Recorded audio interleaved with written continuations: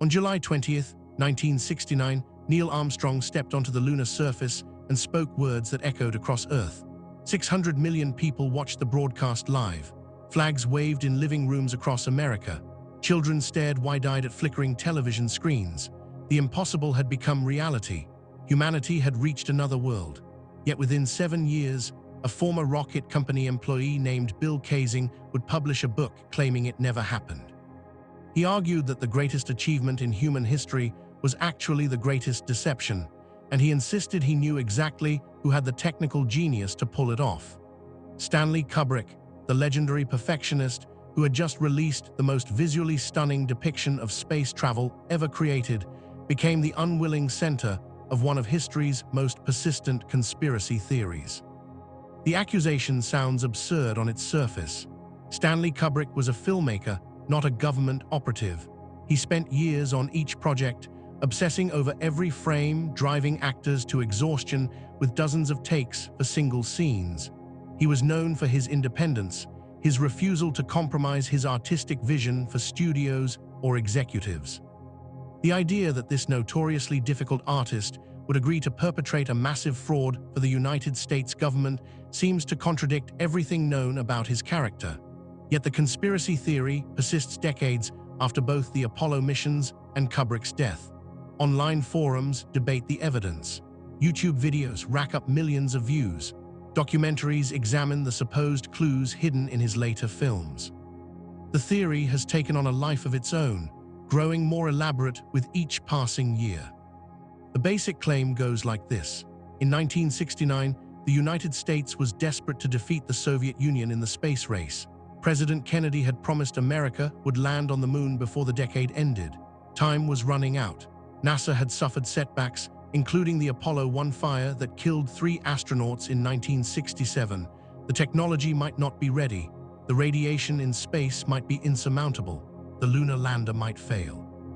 Rather than risk public failure or admit defeat to the Soviets, the government supposedly approached the one man in America who could make space look convincingly real on film. Stanley Kubrick had just completed 2001, A Space Odyssey, a film so technically advanced that its special effects would remain cutting-edge for decades. If anyone could fake a moon landing, conspiracy theorists argue it was him. The theory gained traction partly because of its timing. 2001, A Space Odyssey premiered in April 1968, just 15 months before Apollo 11 launched. The film demonstrated revolutionary techniques for depicting weightlessness, spacecraft motion, and the harsh lighting conditions of space. Kubrick had consulted with NASA scientists and aerospace engineers during production. He had access to information about spacecraft design that most filmmakers never saw. He pioneered a technique called front projection that could create photorealistic backgrounds without the telltale flaws of traditional rear projection.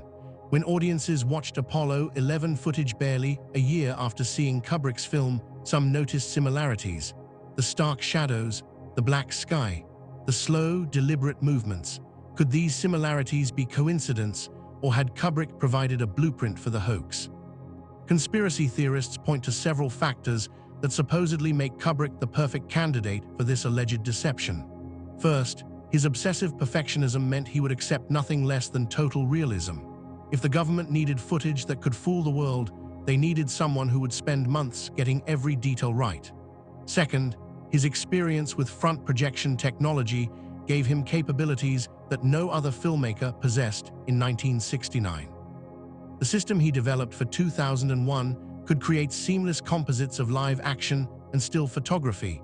Third, his collaborative work with NASA and aerospace consultants meant he already had relationships within the space program. He understood the technical requirements. He knew what moon footage should look like. Fourth, his reputation for secrecy and control meant he could theoretically keep such a project hidden. Kubrick famously guarded his sets, limiting access even to studio executives. He edited his films in private and revealed nothing until completion. The theory expanded over decades to include supposed evidence hidden in Kubrick's later work, particularly The Shining, released in 1980. Theorists claim the film contains coded confessions. They point to a sweater worn by young Danny Lloyd, emblazoned with an Apollo 11 design. They note that the hotel room number was changed from 217 in Stephen King's novel to 237 in the film, and they claim this references the distance to the moon in thousands of miles.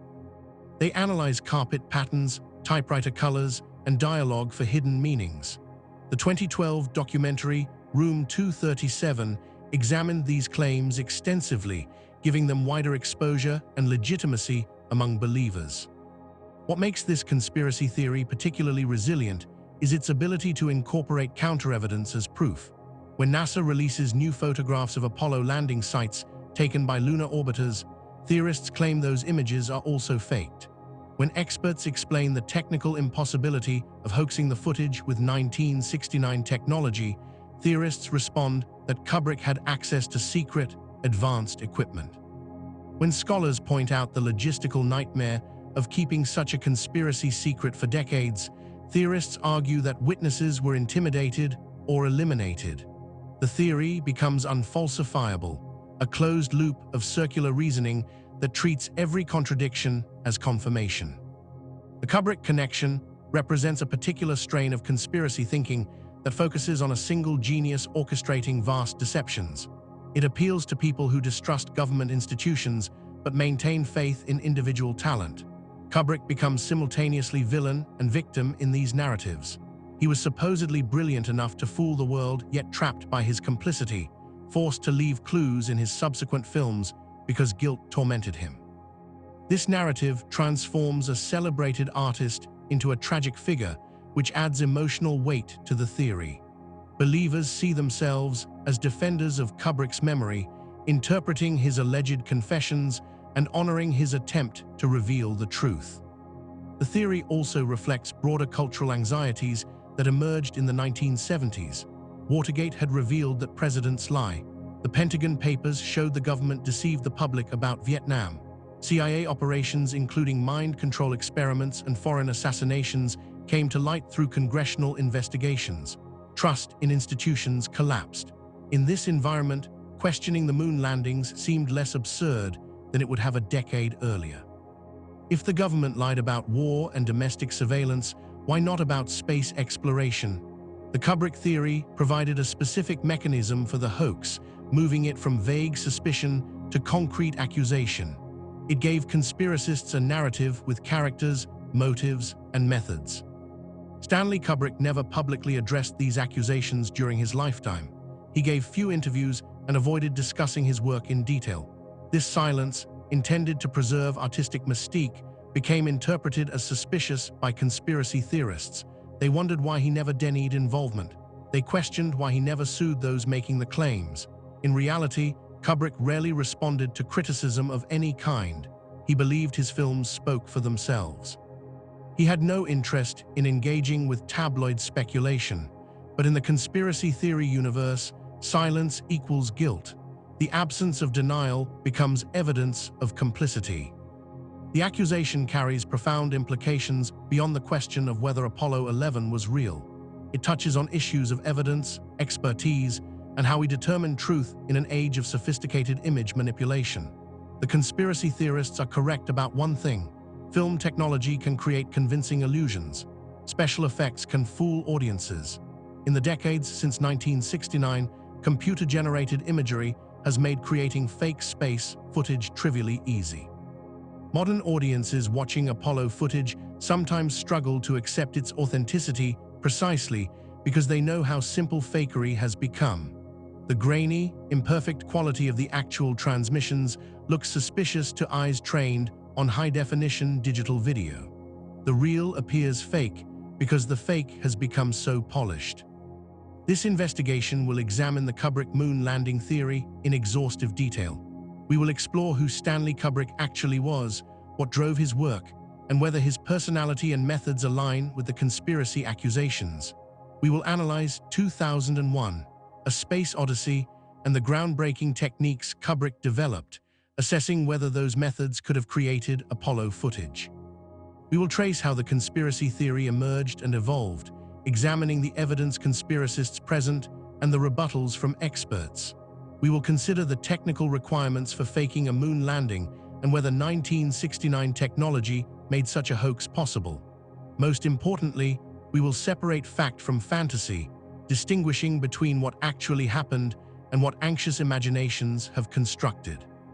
The truth about Stanley Kubrick and the moon landings is stranger and more interesting than the conspiracy theory, because reality always is. Chapter 2: The Man Behind the Camera. Stanley Kubrick was born in the Bronx, New York, on July 26, 1928, to a middle-class Jewish family. His father, Jacob, was a doctor who encouraged his son's intellectual curiosity but worried about his poor grades. Young Stanley showed little interest in conventional schooling, but he possessed an intense focus that would define his entire life. When something captured his attention, he pursued it with single-minded obsession. At 13, his father gave him a camera, and photography became his first passion. He wandered New York streets taking pictures, developing an eye for composition and lighting that would later revolutionize cinema. By 17, he had sold his first photograph to Look magazine, and within months, the magazine hired him as a staff photographer. Working at Look from 1945 to 1950 taught Kubrick to see stories in visual terms.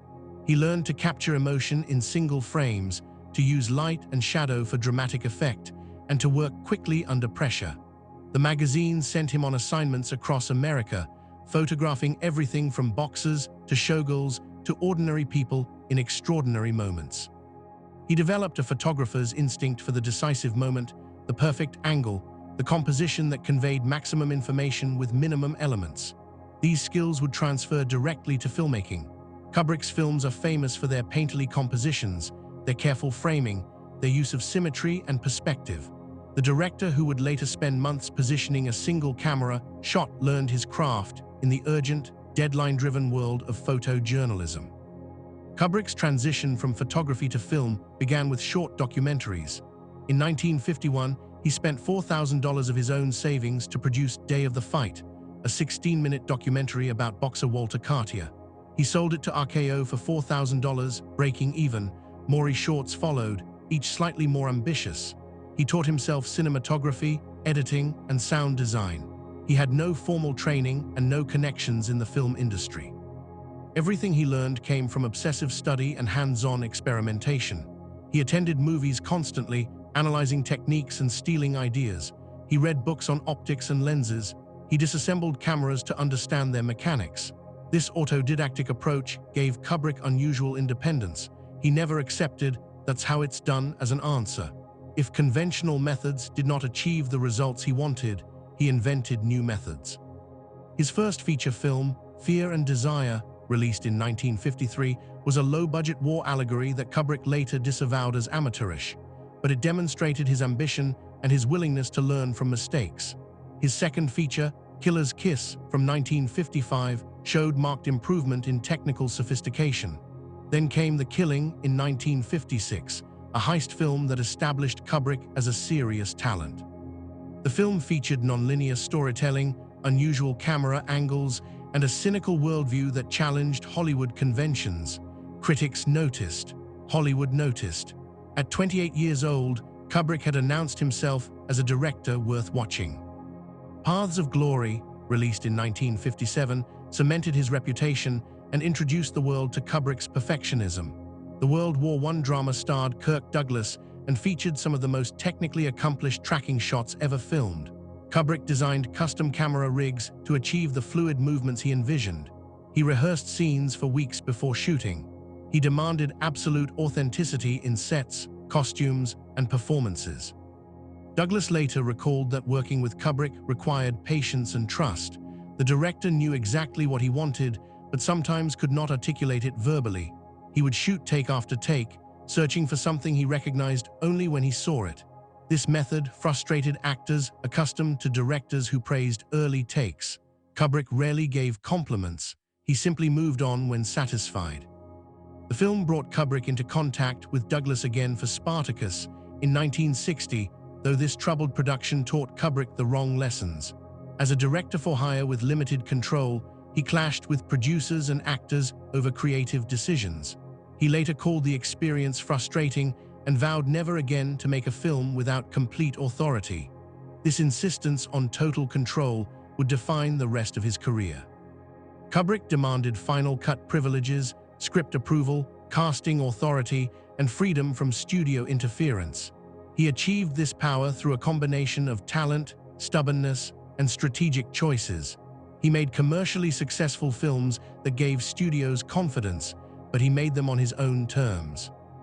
Lolita in 1962 and Dr. Strangelove, or How I Learned to Stop Worrying and Love the Bomb, in 1964 showcased Kubrick's versatility and his increasingly confident command of cinema. Dr. Strangelove, in particular, revealed his dark sense of humor and his interest in systems, hierarchies, and human fallibility. The film's depiction of nuclear war as black comedy was shockingly original. Kubrick filled the war room scenes with technical details, making the absurdity feel grounded and real. He consulted with military advisors and nuclear weapons experts to ensure accuracy, even while satirizing their institutions. This combination of meticulous research and artistic subversion would characterize all his mature work. The director's perfectionism became legendary during this period. Peter Sellers, who played 3 roles in Dr. Strangelove, endured dozens of takes for single lines. Kubrick would shoot until actors reached exhaustion, believing that fatigue stripped away artifice and revealed authentic emotion. He storyboarded every scene in advance, sometimes sketching hundreds of compositions before shooting a frame of film. He involved himself in every aspect of production, from props to sound mixing to advertising. He watched rough cuts repeatedly, sometimes making tiny adjustments to timing or color correction that others insisted were imperceptible. When asked why he cared about details audiences would never consciously notice, Kubrick responded that audiences might not notice individually, but collectively, these details created the subliminal feeling that separated good films from great ones. His reputation for excessive takes became almost comical. Stories circulated through Hollywood about Kubrick shooting 127 takes of Scatman Crothers walking through a door in The Shining, though the scene lasted seconds in the final cut. Actors described the experience as grueling but transformative. Kubrick pushed them past conscious performance into something raw and real. Shelley Duvall later spoke about crying for hours during The Shining shoots, exhausted and emotionally drained by Kubrick's demands. Yet she also acknowledged that he extracted performances she did not know she could deliver. The method was brutal, but it produced results. Kubrick's technical innovations matched his demanding directorial style. He pioneered new camera mounts for Paths of Glory. He adapted special NASA lenses for Barry Lyndon to shoot scenes lit only by candlelight, achieving a look impossible with conventional equipment. He invented new motion control systems for 2001. He embraced Steadicam technology early, using it extensively in The Shining for its gliding, omniscient perspective. He approached each film as an opportunity to solve technical problems that had prevented directors from achieving certain effects. Where others accepted limitations, Kubrick engineered solutions. His personal life reflected the same obsessive focus.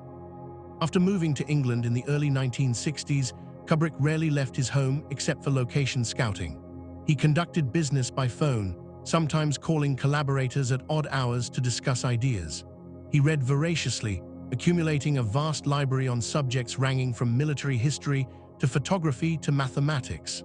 Friends described him as brilliant but exhausting, capable of focusing on single topics for hours without pause.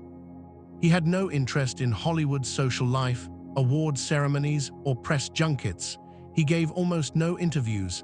He attended few premieres. His life was his work, and his work consumed everything. This was the man who, according to conspiracy theorists, agreed to fake the moon landings for the United States government. Could the obsessive perfectionist who spent years on single projects have kept such a secret? Could the director who demanded total creative control have accepted direction from NASA officials? Could the artist who retreated from public life to protect his privacy have participated in history's greatest deception? Understanding who Stanley Kubrick actually was makes the conspiracy theory seem increasingly implausible. Yet understanding his technical achievements, particularly in 2001, A Space Odyssey, reveals why his name became attached to this theory. He created space scenes so convincing that audiences wondered if magic or trickery explained them. The truth involved neither. It involved months of painstaking work, innovative techniques, and the relentless pursuit of realism by a director who accepted nothing less than perfection. Chapter 3, 2001, A Space Odyssey, the groundbreaking masterpiece. Production on 2001, A Space Odyssey began in December 1965 and consumed 4 years of Stanley Kubrick's life. The project started with a short story by Arthur C. Clarke called The Sentinel, about an alien artifact on the moon. Kubrick contacted Clarke, and the two collaborated on expanding the concept into a novel and screenplay simultaneously. Clarke provided scientific credibility and imagination. Kubrick provided cinematic vision and technical problem-solving. Together, they crafted a story spanning from the dawn of humanity to a transcendent leap into unknown evolution, all grounded in plausible near-future technology. Kubrick's obsession with scientific accuracy drove every production decision. He consulted with NASA engineers, aerospace designers, and scientists from multiple disciplines. He wanted everything to look exactly as it would in real space exploration. This meant abandoning virtually every space movie convention. There would be no sound in the vacuum of space, defying audience expectations but honoring physics. Spacecraft would move with silent precision, their motion governed by Newtonian mechanics rather than dramatic needs. Interior spaces would reflect the cramped, utilitarian design of real spacecraft rather than Hollywood's spacious sets. Lighting would be harsh and unforgiving, just as sunlight appears without atmosphere to soften it. These decisions made the film slower and stranger than conventional science fiction, but they gave it an unprecedented sense of realism. The special effects challenges were immense. In 1965, no one had convincingly depicted realistic space travel on film. Previous science fiction movies used obvious models on visible strings, painted backgrounds, and other techniques that destroyed immersion. Kubrick needed methods that would hold up under scrutiny on large theater screens. He needed spacecraft that moved smoothly and convincingly. He needed starfields that looked infinite. He needed rotating space station interiors that defied gravity. Achieving these effects without computers required inventing entirely new techniques. Kubrick assembled a team of effects artists, engineers, and technicians who spent 3 years building and filming the shots that comprise less than 30 minutes of the final film's running time. The rotating space station presented the first major challenge. Kubrick wanted to show astronauts walking normally inside a wheel-shaped station while the station rotated to create artificial gravity. To film this, the effects team built a massive rotating set piece. The Ferris wheel-shaped centrifuge cost $750,000, an enormous sum in 1965. It stood 38 feet in diameter and rotated at 3 miles per hour. The set was so large that it required reinforced soundstage floors to support its weight. Actors walked inside the wheel while cameras mounted to the wheel's frame rotated with it, creating the illusion that the actors were walking normally while the station rotated around them. The effect was seamless and disorienting.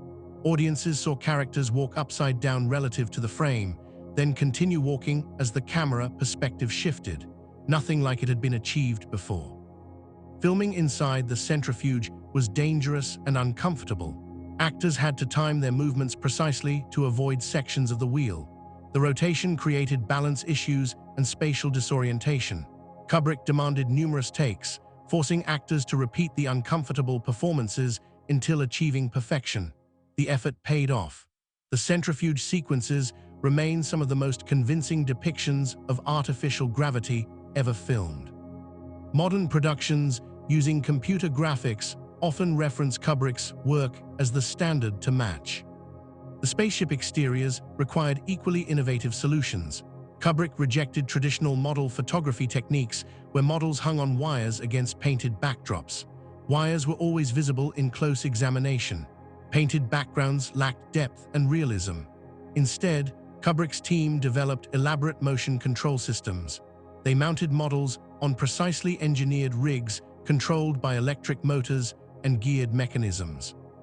These systems moved cameras and models in perfectly synchronized, repeatable motions. This allowed combining multiple passes, each capturing different elements like the model, stars, and lighting into seamless composites. The motion control technology Kubrick pioneered for 2001 became standard in the effects industry. George Lucas would later use similar techniques for the original Star Wars.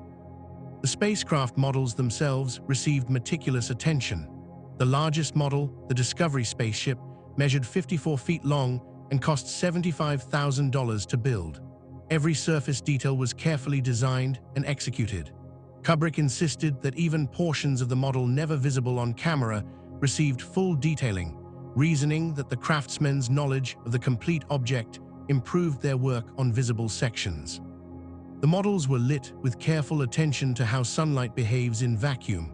There were no atmospheric effects to soften shadows or create gradients.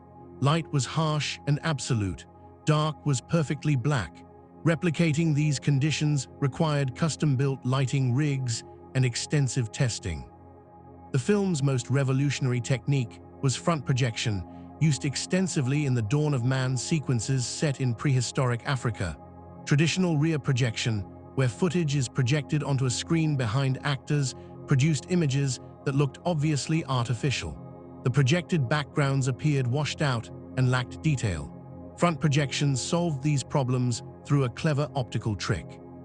A high-powered projector aimed at a half-silvered mirror placed at a 45-degree angle in front of the camera. The mirror reflected the image forward toward a special retroreflective screen behind the actors. This screen reflected light directly back to its source with incredible efficiency, 100 times brighter than the actors in the foreground. The camera, positioned so its lens occupied the same optical axis as the projector, saw the background as brilliantly illuminated while the actors remained properly exposed. The retroreflective material was the key innovation.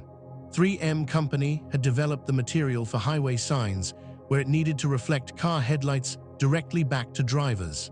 Kubrick recognized its potential for film production.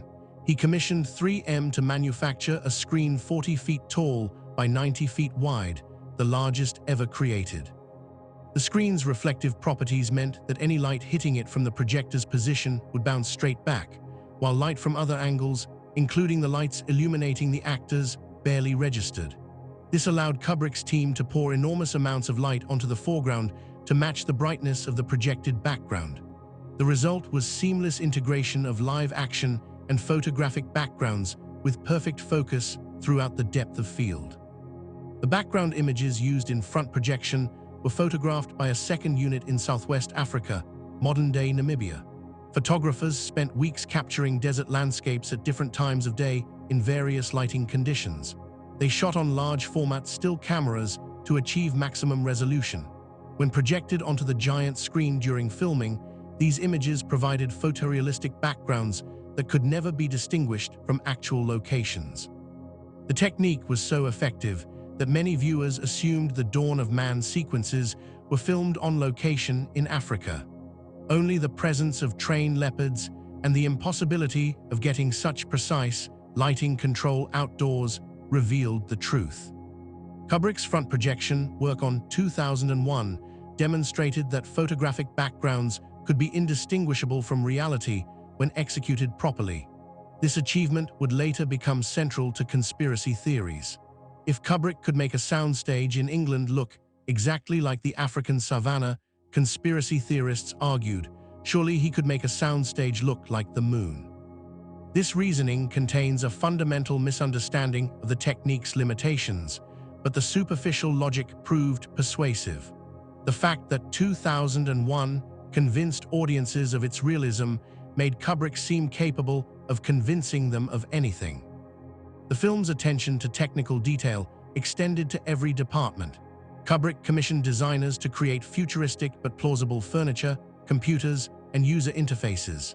He worked with communications companies and technology firms to ensure that video phones, flat-screen displays, and voice-controlled computers looked functional rather than fantastical. Many of the film's technological predictions proved remarkably accurate. The rectangular tablets used by characters anticipated iPads by 4 decades. The artificial intelligence HAL 9000 raised questions about computer consciousness and machine ethics that remain relevant today. The film's vision of routine space travel with corporate logos on spacecraft and commercial space stations would inspire real aerospace designers. The music supervision was equally innovative. Rather than commissioning an original orchestral score, Kubrick selected existing classical pieces that enhanced the film's grand scale and philosophical ambitions. Also, Sprach Zarathustra by Richard Strauss accompanied humanity's evolutionary leaps.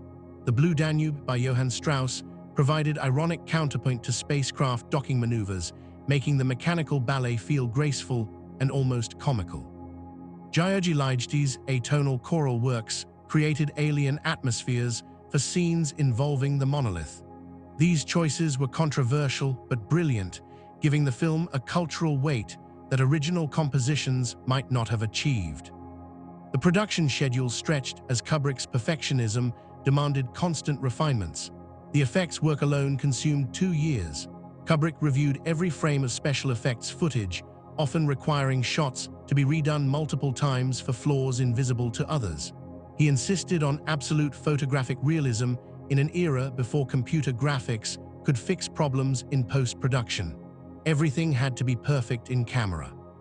This meant building elaborate rigs, designing custom optics, and executing complex photography with minimal margin for error.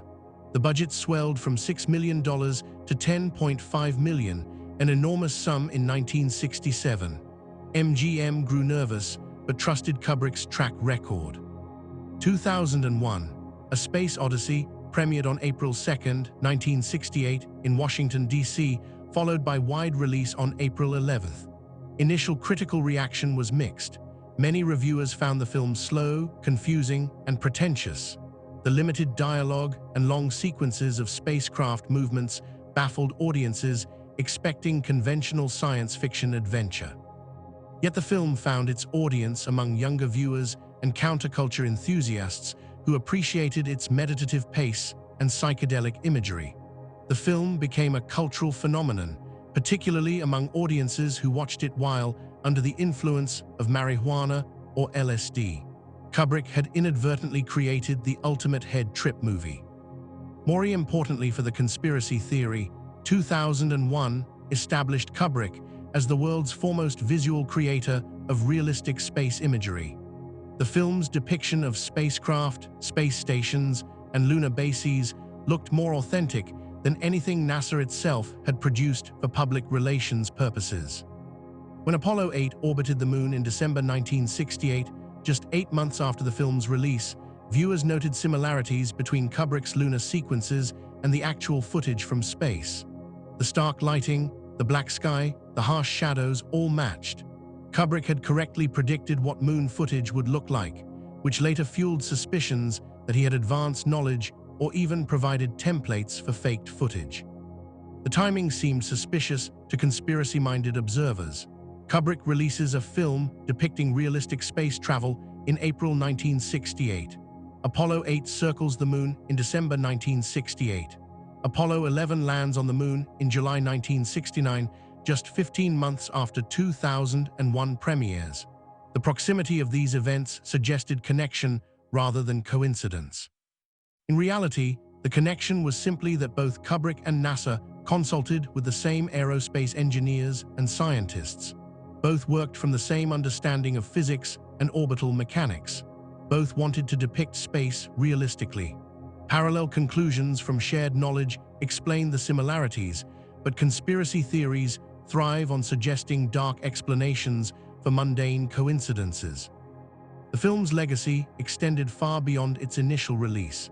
It influenced generations of filmmakers, scientists, and space enthusiasts.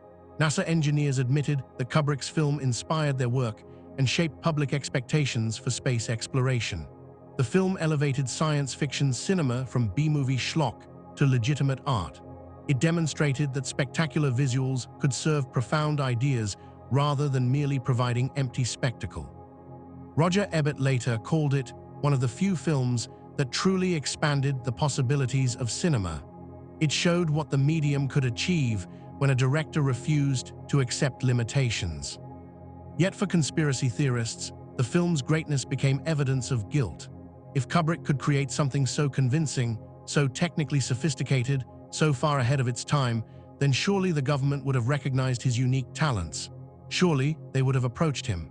Surely he would have been the only filmmaker in 1969 capable of faking Apollo footage. The conspiracy theory transformed artistic achievement into criminal capability. Kubrick's masterpiece became the reason he supposedly betrayed humanity by helping hoax humanity's greatest achievement. The logic was backwards and insulting, but it proved remarkably persistent. Understanding what Kubrick actually accomplished requires appreciating the techniques he pioneered, the time and resources invested, and the fundamental differences between creating a 2-hour film over 4 years and producing live television broadcasts under impossible time constraints. The conspiracy theory ignores these differences because acknowledging them destroys the theory's plausibility. Chapter 4: The Apollo Program Timeline. The journey to the moon did not begin with Apollo, it began with fear. On October 4, 1957, the Soviet Union launched Sputnik 1, the first artificial satellite, into Earth orbit. Americans listened to its radio beeps on shortwave receivers and felt a collective shock. The communists had beaten them into space. If Soviet rockets could launch satellites, they could launch nuclear warheads. The space race was never really about exploration. It was about demonstrating technological supremacy in an era when technological supremacy meant survival. President Eisenhower responded by creating NASA in 1958, consolidating America's scattered aerospace efforts under one civilian agency. The new organization inherited personnel and facilities from the National Advisory Committee for Aeronautics and absorbed military rocket programs. NASA's first mission was simple and terrifying: put humans in space before the Soviets did. Project Mercury became America's first human spaceflight program, running from 1958 to 1963. The Mercury capsule was tiny, barely large enough for one astronaut in a pressure suit. The first astronauts selected in 1959 became instant celebrities. The Mercury 7 included military test pilots like Alan Shepard, Gus Grissom, John Glenn. These men represented American courage and competence at a moment when both seemed in doubt. The program achieved its first success on May 5, 1961, when Shepard completed a 15-minute suborbital flight. He did not orbit Earth. He simply went up and came down, but he proved humans could survive the forces of rocket launch and the environment of space. 3 weeks later, President Kennedy addressed Congress with a challenge that would define the decade. He declared that America should commit itself to landing a man on the moon and returning him safely to Earth before 1970 arrived. Kennedy's speech on May 25, 1961, was both visionary and calculated. The Soviet cosmonaut Yuri Gagarin had orbited Earth on April 12, beating America again. The Bay of Pigs invasion had failed weeks later, embarrassing the new president. Kennedy needed a dramatic gesture to restore American prestige and national morale. He consulted with NASA Administrator James Webb and his science advisors. They told him lunar landing was achievable if the nation devoted massive resources to the goal. More importantly, the Soviets had no obvious head start in this particular race. The technology did not yet exist for either country. Kennedy gambled that American industrial might and engineering talent could prevail in a fair contest. He repeated and expanded his challenge in his famous Rice University speech on September 12, 1962, declaring, "We choose to go to the moon in this decade and do the other things, not because they are easy, but because they are hard." Project Mercury continued through Kennedy's announcement, achieving its primary objective when Glenn orbited Earth 3 times on February 20, 1962. His flight made him a national hero and restored confidence in American space capabilities. 3 more Mercury missions followed, each demonstrating improved systems and longer durations. The final Mercury flight in May 1963 carried Gordon Cooper for 34 hours and 20 orbits. Mercury had proven humans could survive in space. Now NASA needed to learn whether humans could work in space, performing the complex maneuvers required for a lunar mission. Project Gemini bridged the gap between Mercury and Apollo running from 1962 to 1966. The Gemini capsule carried 2 astronauts and featured capabilities Mercury lacked. It could change its orbit using onboard thrusters. It could rendezvous and dock with other spacecraft. It could sustain crews for up to 2 weeks, the duration required for a round trip to the Moon. Gemini also introduced spacewalking, with astronauts leaving their capsule to test whether humans could function in the vacuum wearing only pressure suits. 10 crewed Gemini missions between March 1965 and November 1966 accomplished all these objectives. Gemini 4 featured Ed White's first American spacewalk. Gemini 6 and 7 achieved the first space rendezvous in December 1965, with the 2 spacecraft flying within 1 foot of each other. Gemini 8, commanded by Neil Armstrong, performed the first docking with another spacecraft, though a stuck thruster nearly killed the crew before Armstrong's quick thinking saved them. Each Gemini mission added skills to NASA's knowledge base, teaching flight controllers and astronauts how to operate in space's unforgiving environment. While Gemini flew, Apollo development accelerated. The Apollo spacecraft consisted of 3 components. The command module housed the crew during most of the flight. The service module contained propulsion, power, and life support systems. The lunar module would carry 2 astronauts from lunar orbit to the surface and back.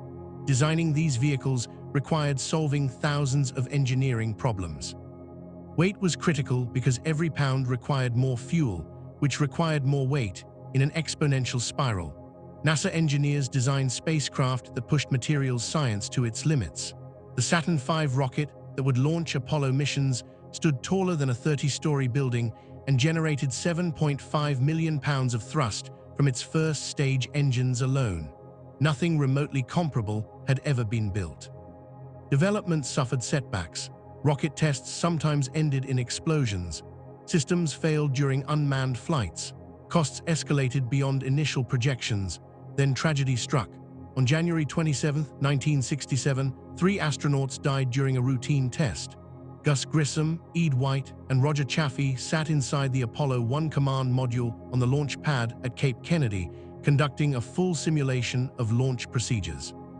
The cabin was pressurized with pure oxygen, a decision made to reduce weight and simplify systems. At 6:31 in the evening, someone reported a fire. Seconds later, the crew's transmissions turned to screams. The fire spread with terrifying speed in the oxygen-rich atmosphere. The astronauts tried to open the hatch, but the cabin's internal pressure held it sealed. They died of asphyxiation within 30 seconds. Ground crews took 5 minutes to open the hatch from outside.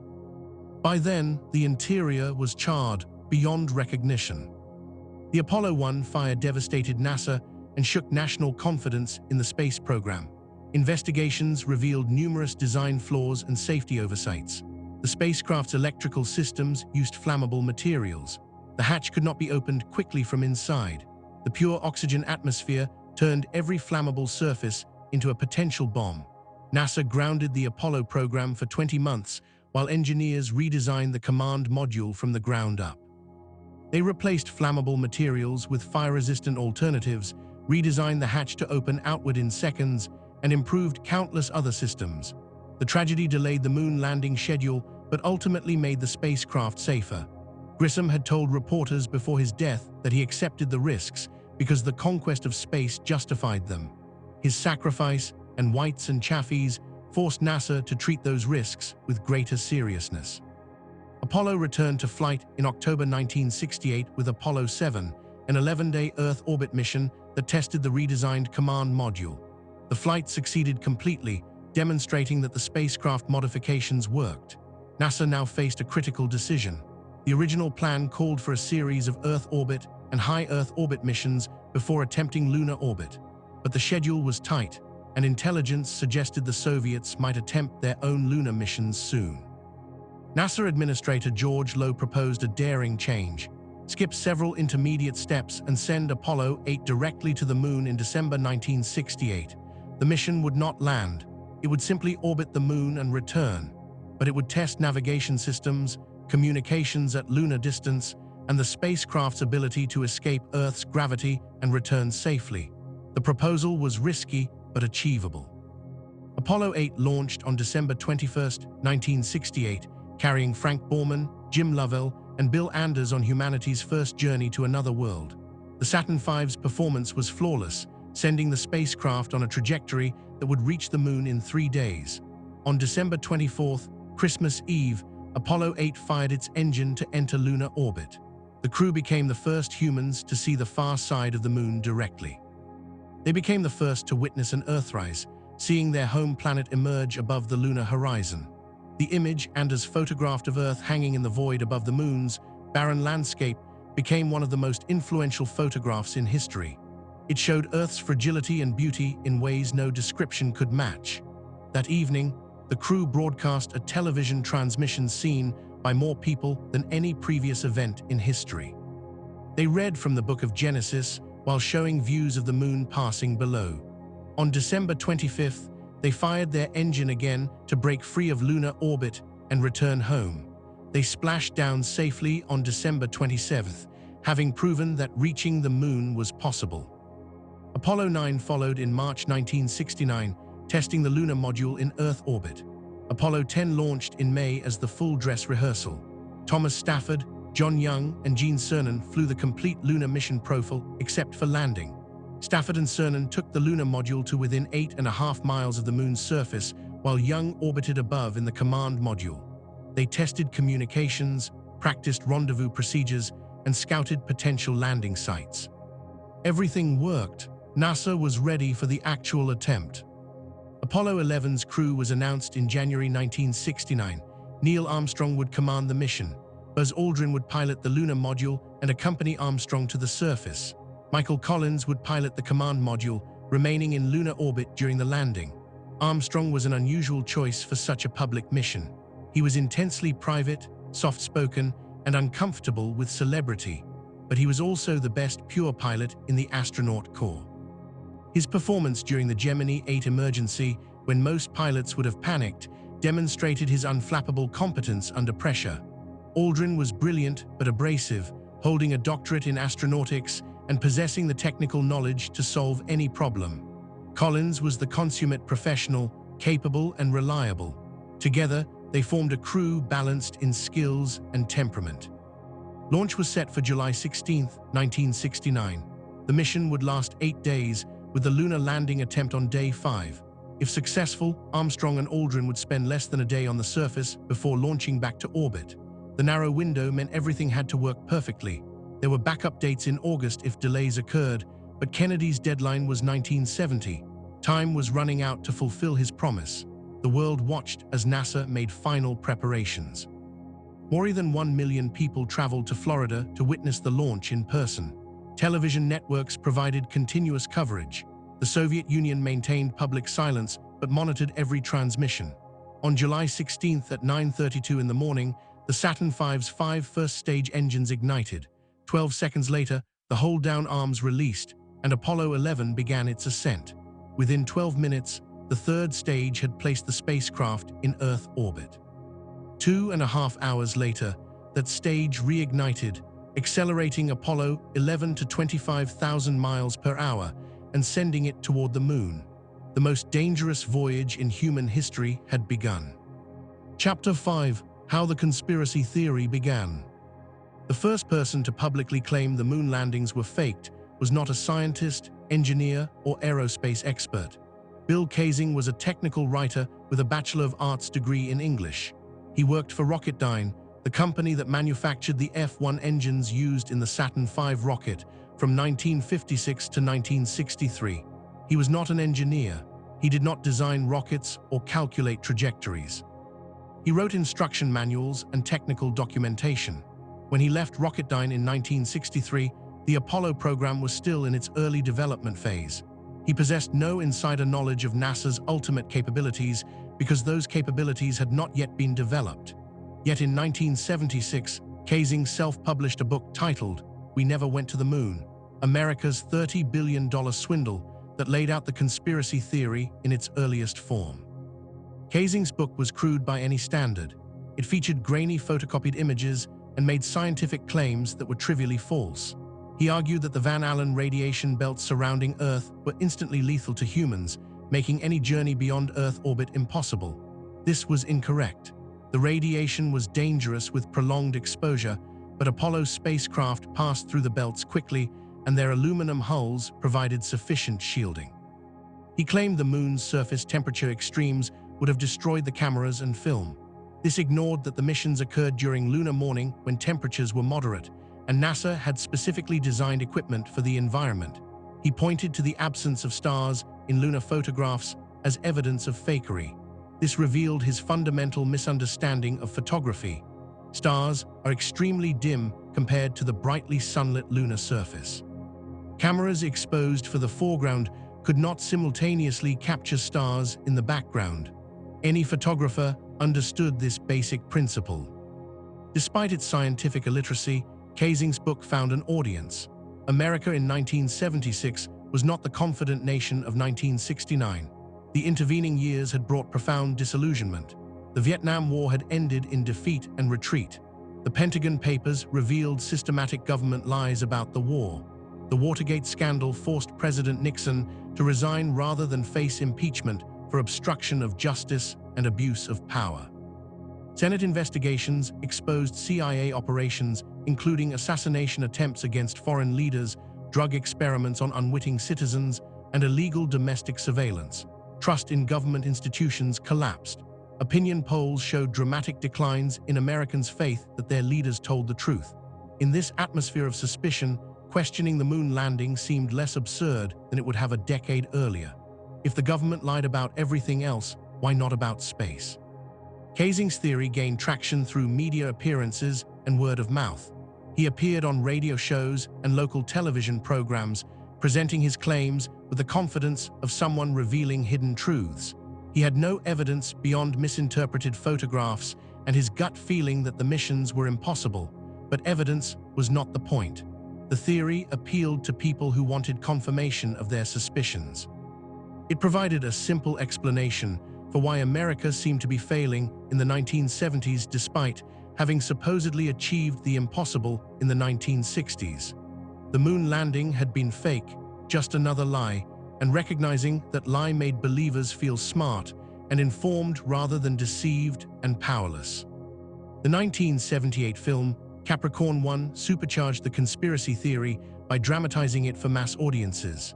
Directed by Peter Hyams, the film depicted NASA faking a Mars mission after discovering at the last moment that the spacecraft's life support systems would fail. Rather than admit failure and lose funding, NASA removes the astronauts from the rocket and films their Mars landing in a studio. The astronauts reluctantly participate, threatened with the deaths of their families if they refuse. When the unmanned spacecraft burns up on re-entry, NASA assumes the astronauts must die too to maintain the hoax.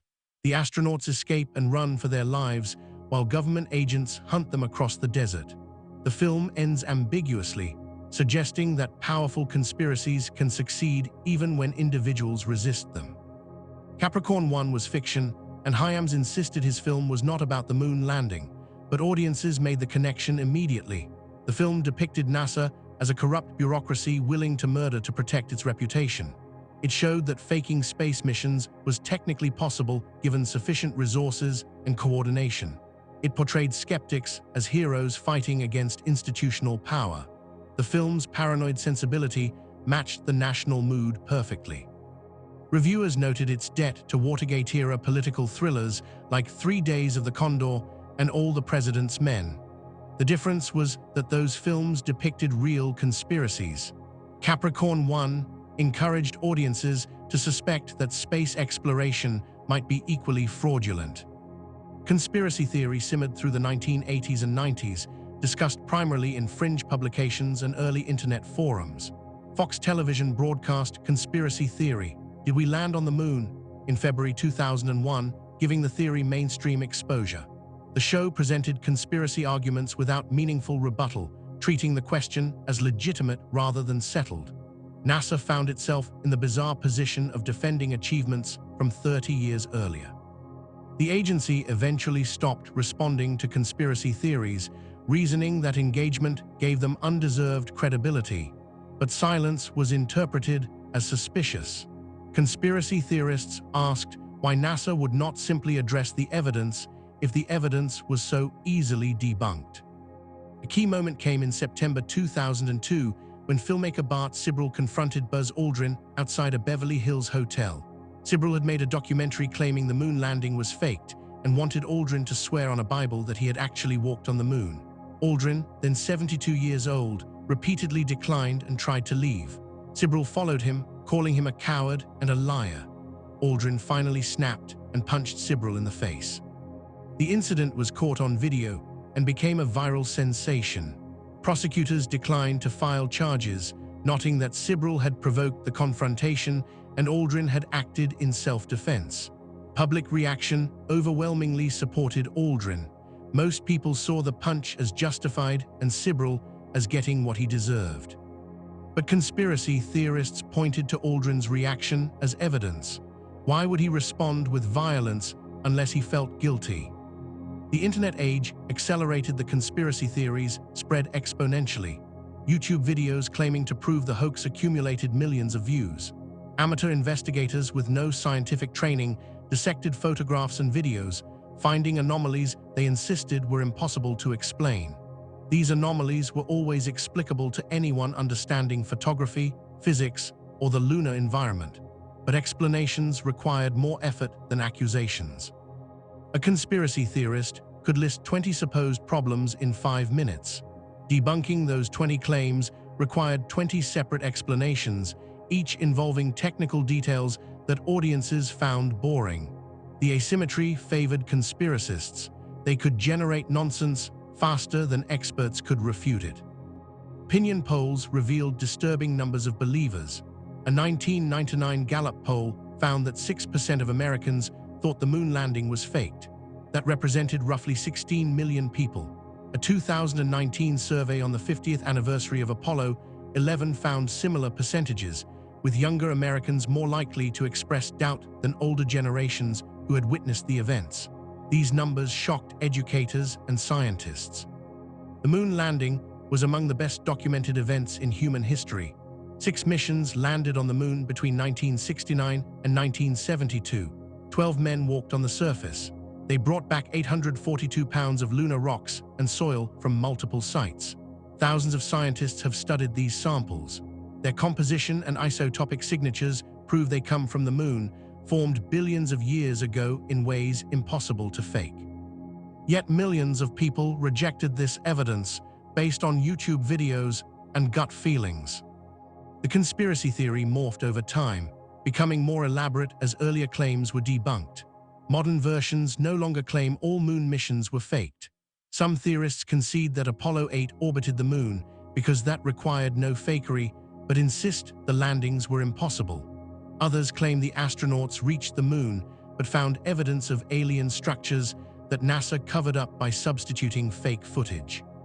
Still others argue that early missions were faked because the technology was not ready, but later missions succeeded. These shifting positions make the theory unfalsifiable. When evidence emerges that contradicts one version, believers simply modify their claims. The basic structure of the conspiracy theory requires believing that 400,000 NASA employees, contractors, and support personnel maintained perfect silence for over 50 years. It requires believing that the Soviet Union, America's Cold War enemy with every incentive to expose an American hoax, instead kept silent. It requires believing that subsequent lunar missions by Japan, China, and India, which photographed the Apollo landing sites and detected the retroreflectors the astronauts left behind, are all part of the conspiracy or mistaken. It requires believing that the laws of physics work differently than scientists think, and that NASA somehow faked evidence that has convinced planetary geologists, physicists, and aerospace engineers worldwide. The theory demands extraordinary levels of credulity while claiming to represent skepticism. Yet for believers, contradictory evidence proves the conspiracy's power. They see themselves as truth-tellers fighting against overwhelming institutional resistance. They interpret their marginal status as evidence of their correctness, reasoning that powerful forces would not bother suppressing unimportant ideas. This psychological dynamic makes conspiracy theories nearly impossible to counter through evidence. The theories meet deep emotional needs, providing simple explanations for complex events and making believers feel special and informed. Facts become irrelevant when feelings are the actual foundation. Chapter 6. The Kubrick Connection, EMERGS. Stanley Kubrick's name entered the moon landing conspiracy theory gradually, not through any single revelation, but through an accumulation of coincidences that conspiracy theorists found meaningful. The timing of 2001, A Space Odyssey, was the first connection. The film premiered in April 1968, demonstrating unprecedented realism in depicting space travel. 15 months later, Apollo 11 landed on the moon. The proximity seemed significant. Kubrick had proven he could make space look convincing. NASA needed convincing space footage. The logic was simple and superficial, but it provided a narrative mechanism that earlier versions of the conspiracy lacked. Bill Kaysing had claimed the landings were faked, but offered no explanation for how NASA created the footage. Invoking Kubrick solved that problem. The theory gained structure and detail through the work of various conspiracy theorists over decades. Jay Weidner, a filmmaker and self-described Hermetic scholar, became the most prominent advocate for the Kubrick connection. Beginning in the late 1990s and continuing through the 2000s, Weidner developed an elaborate interpretation of Kubrick's films as coded confessions. He argued that Kubrick agreed to fake the Apollo 11 footage because the government possessed leverage over him. Perhaps they threatened his family. Perhaps they promised him unlimited funding for future projects. Perhaps his perfectionist nature could not resist the challenge of creating the ultimate illusion. Weidner suggested Kubrick immediately regretted his decision, but could not directly reveal the truth without risking his life. Instead, he embedded clues in his subsequent films, particularly The Shining, creating a trail for alert viewers to discover. The Shining, released in 1980, became the primary text for Kubrick conspiracy theorists. The film adaptation of Stephen King's horror novel departed significantly from the source material. Kubrick changed numerous details, and conspiracy theorists claimed these changes were deliberate messages. The most cited example is the hotel room number. In King's novel, the room where the major supernatural encounter occurs is number 217. Kubrick changed it to 237 for the film. Conspiracy theorists multiplied 237 by 1,000 and noted this equals 237,000 miles, roughly the distance from Earth to the Moon. The actual mean distance is 238,855 miles, making the connection imprecise. But conspiracy theorists argued Kubrick was giving an approximate figure that viewers could recognize. Another frequently cited clue involves Danny Lloyd's wardrobe. In one scene, the young boy wears a sweater with an Apollo 11 design, showing a rocket and the mission's logo. Costume designers dressed Danny in various outfits throughout the film. That one happened to feature a space theme. Conspiracy theorists insist this was Kubrick's signal, his way of connecting The Shining to the moon landing hoax. They ignore that Apollo 11 was a massive cultural event, and Apollo-themed merchandise was ubiquitous in the 1970s. A child in 1980 wearing an Apollo sweater was completely unremarkable, but for theorists seeking hidden meanings, no detail is innocent. The carpet patterns in the Overlook Hotel received intense scrutiny. Conspiracy theorists noted hexagonal and geometric designs that supposedly represented launch pad structures or rocket components. They froze frames and traced lines, finding numerical ratios they claimed were significant. They pointed to color schemes, arguing that certain combinations symbolized different aspects of the moon landing hoax. These interpretations required treating every design choice as intentional coded messages rather than aesthetic decisions by set designers and cinematographers. The Shining employed elaborate, striking visual designs because Kubrick films always did. The Overlook Hotel looked memorable and unsettling because that served the horror narrative. But conspiracy theorists viewed the film not as a story about a family's disintegration, but as a puzzle box filled with encrypted information. Even the typewriter Jack Torrance uses became evidence. Conspiracy theorists noted it was a German-made Adler brand, and they claimed this symbolized Nazi rocket scientists who worked for NASA after World War II. The typewriter's eagle logo supposedly referenced American imperialism. The color of the typewriter changed between scenes from gray to white, which theorists interpreted as representing the transition from lies to truth or from ignorance to knowledge.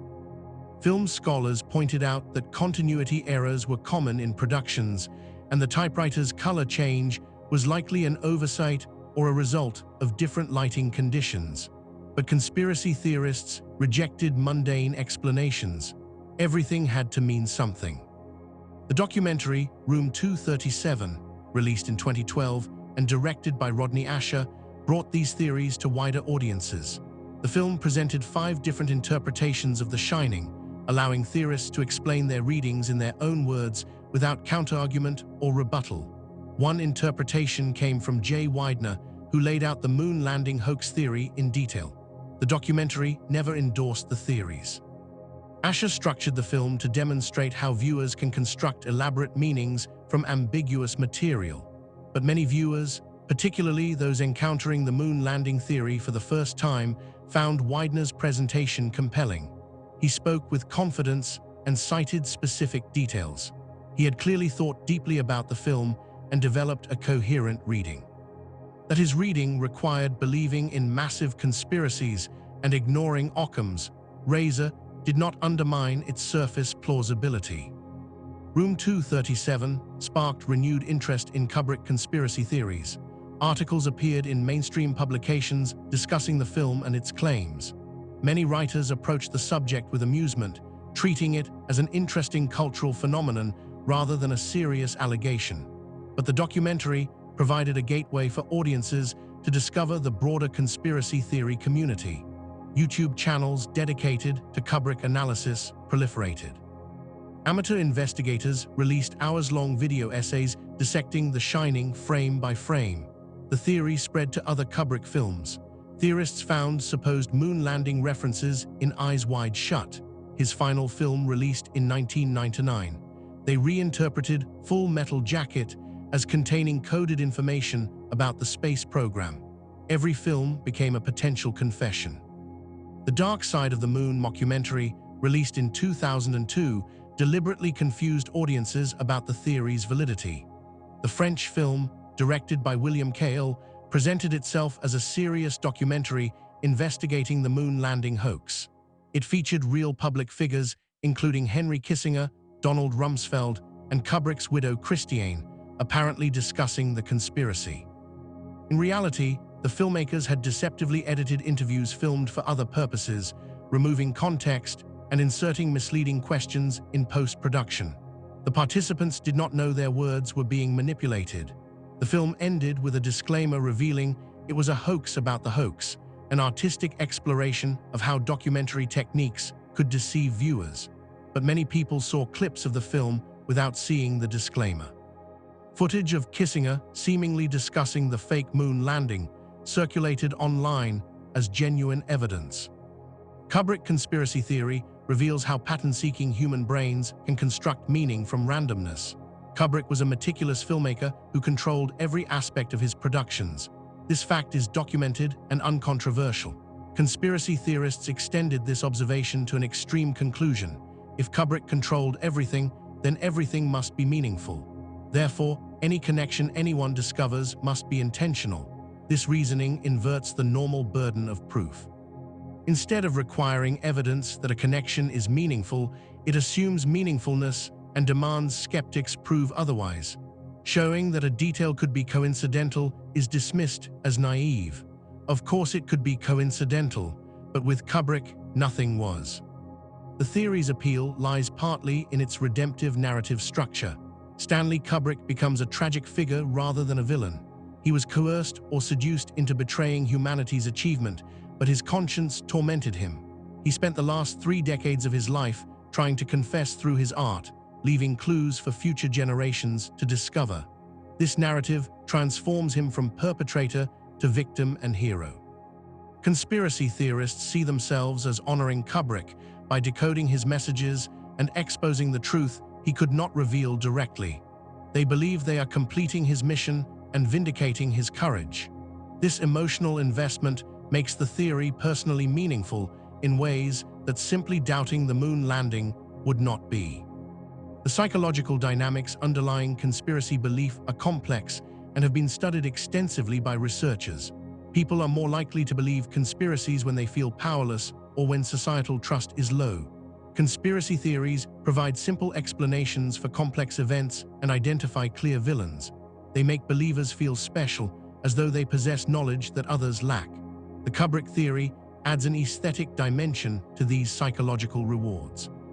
Believers get to feel like they are decoding art, appreciating subtlety and complexity that ordinary viewers miss. The theory elevates them from passive consumers to active interpreters engaged in intellectual detective work. The fact that their interpretations have no foundation in reality becomes irrelevant when the activity itself is satisfying. Chapter 7, ANALYZING The Evidence, Part 1, The Shining Clues. The Shining became ground zero for Kubrick moon landing conspiracy theories because conspiracy theorists decided it contained coded confessions. Released in 1980, 11 years after Apollo 11, the film diverged from Stephen King's source novel in numerous ways. Kubrick changed character details, altered plot elements, and modified settings. To conspiracy theorists, these changes were not artistic decisions, but deliberate messages. Every deviation from King's text supposedly pointed toward Kubrick's guilt and his attempt to reveal the truth about the moon landing hoax. The most frequently cited piece of evidence is the hotel room number change from 217 to 237. Conspiracy theorists claim this number represents the distance from Earth to the moon and proves Kubrick's involvement in faking the Apollo footage. The room number theory requires several leaps of logic. First, conspiracy theorists multiply 237 by 1,000 to get 237,000 miles. They then claim this is the distance to the moon. The actual mean distance from Earth to the moon is 238,855 miles. The conspiracy theory number is off by 1,855 miles, an error of nearly 1%. When pressed on this discrepancy, theorists respond that Kubrick was providing an approximation, a rough figure that viewers could recognize. This explanation undermines their entire argument. If Kubrick wanted to leave a clear message about his moon landing involvement, why would he use an inaccurate number? A director famous for obsessive attention to detail supposedly chose to be imprecise in his confession. Reality of why Kubrick changed the room number is mundane and well documented. The Timberline Lodge on Mount Hood in Oregon served as the exterior location for the Overlook Hotel. The lodge's management asked Kubrick not to use their actual room 217 because they feared future guests would avoid it after the film depicted horrific events occurring there. Hotels are superstitious about this sort of thing. Many buildings skip the 13th floor entirely to avoid associations with bad luck. The Timberline Lodge wanted to protect room 217 from becoming unmarketable. Kubrick agreed and changed the number to 237. The lodge did not have a room 237, so no actual room would suffer from the film's negative associations. Leon Vitali, Kubrick's longtime assistant, confirmed this explanation in interviews. There was no hidden meaning. It was a simple courtesy to the location that had cooperated with production.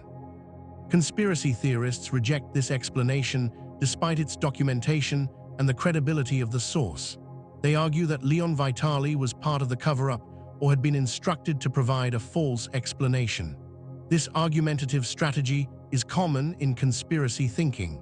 When presented with evidence that contradicts the theory, simply claim the evidence is part of the conspiracy.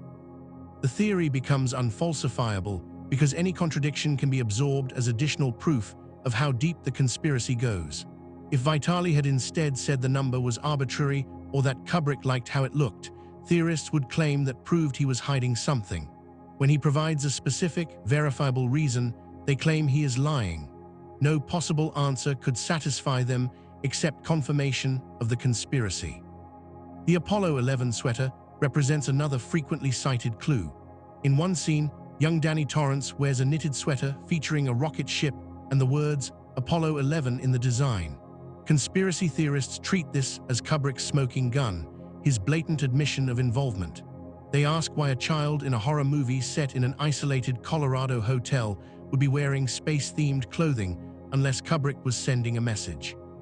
The question reveals their unfamiliarity with late 1970s American culture. Apollo 11 merchandise saturated the consumer market for years after the landing. Children wore Apollo-themed pajamas, played with Apollo toys, and watched Apollo cartoons. Space exploration captured the national imagination.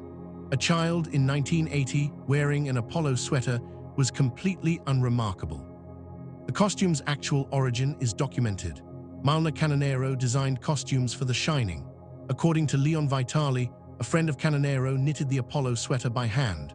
Kubrick wanted Danny's clothing to look homemade, the sort of thing a grandmother or aunt might create for a young relative.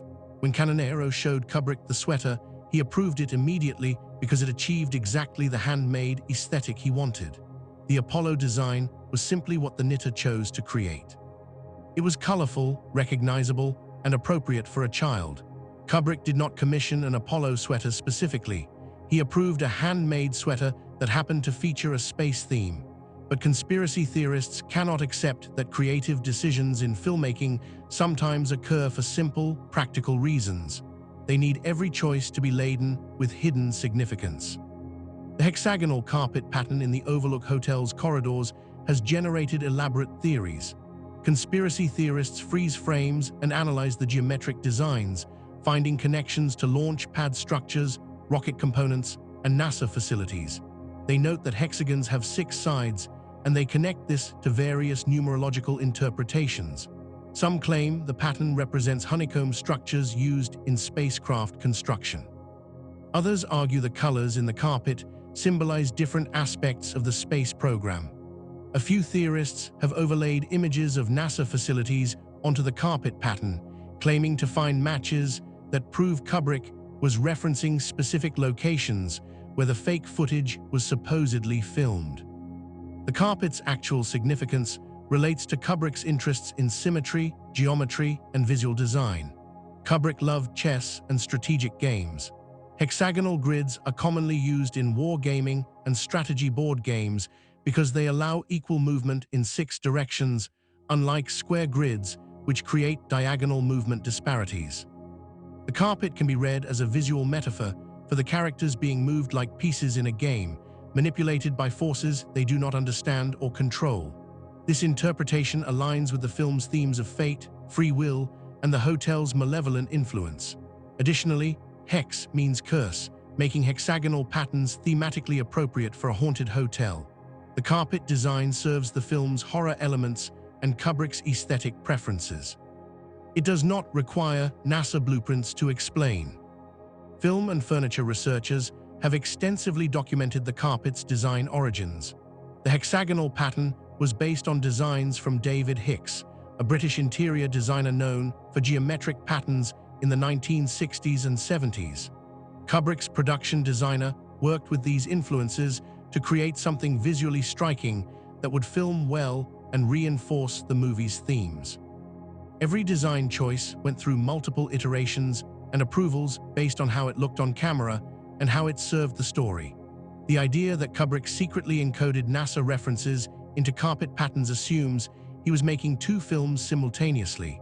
One film for general audiences about a family's destruction at a haunted hotel, and a second film for conspiracy theorists about his guilt over faking moon landings. This would require incredible mental compartmentalization and would serve no purpose except to potentially expose himself. The typewriter Jack Torrance uses has also been conscripted into the conspiracy theory. Conspiracy theorists note it is an Adler brand manufactured in Germany. They connect this to Wernher von Braun and other German rocket scientists who worked for NASA after World War II. The typewriter supposedly symbolizes German contributions to the American space program. Some theorists go further, noting that Adler means eagle in German, and the eagle is America's national symbol. The typewriter therefore represents the fusion of German technology and American ambition that made the space program possible. The fact that the typewriter appears to change color between scenes, sometimes looking blue-gray and other times appearing cream-colored, gets interpreted as representing truth versus lies, or the transformation from innocence to corruption.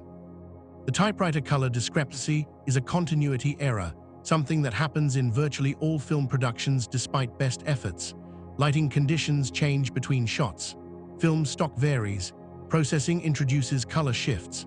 Kubrick was famous for perfectionism, but he was not infallible. Small continuity errors appear in all his films because filmmaking involves thousands of separate shots filmed over months under varying conditions. Editors and directors focus on performance, packing, and narrative clarity. Minor props changing shade between shots are considered acceptable if the alternative is using a worse take with perfect continuity. The typewriter was an Adler because that is what the prop department acquired. Kubrick needed a distinctive, professional-looking typewriter that filmed well. The Adler satisfied those requirements. German manufacturing had no symbolic significance. Conspiracy theorists also analyzed the famous "all work and no play makes Jack a dull boy" pages Jack types. They count the number of pages, the number of lines, and the spacing variations. They note that the phrase is typed differently on different pages, with some in standard format, others in all capitals, and some centered or justified differently.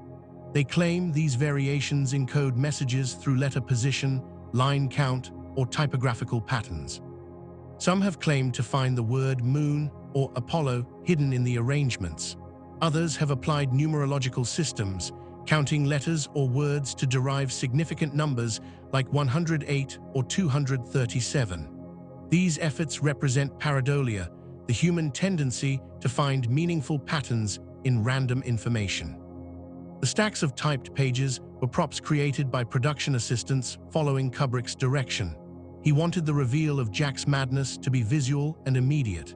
When Wendy discovers the manuscript, audiences needed to understand instantly that Jack had not been writing his novel. He had been typing the same phrase thousands of times in various formats, demonstrating complete mental breakdown. The different layouts added to the horror of the discovery, showing that Jack's obsessive typing had variations but no actual content. The prop was designed for maximum visual and emotional impact in that specific scene. It was not a puzzle for conspiracy theorists to decode. The idea that production assistants were encoding moon landing confessions into thousands of pages of prop typing is absurd on its face. The Gold Room sequence has attracted conspiracy attention because theorists interpret it as representing government wealth and power. The party Jack attends, populated by ghosts from the 1920s, supposedly symbolizes the powerful elite who orchestrated the moon landing hoax.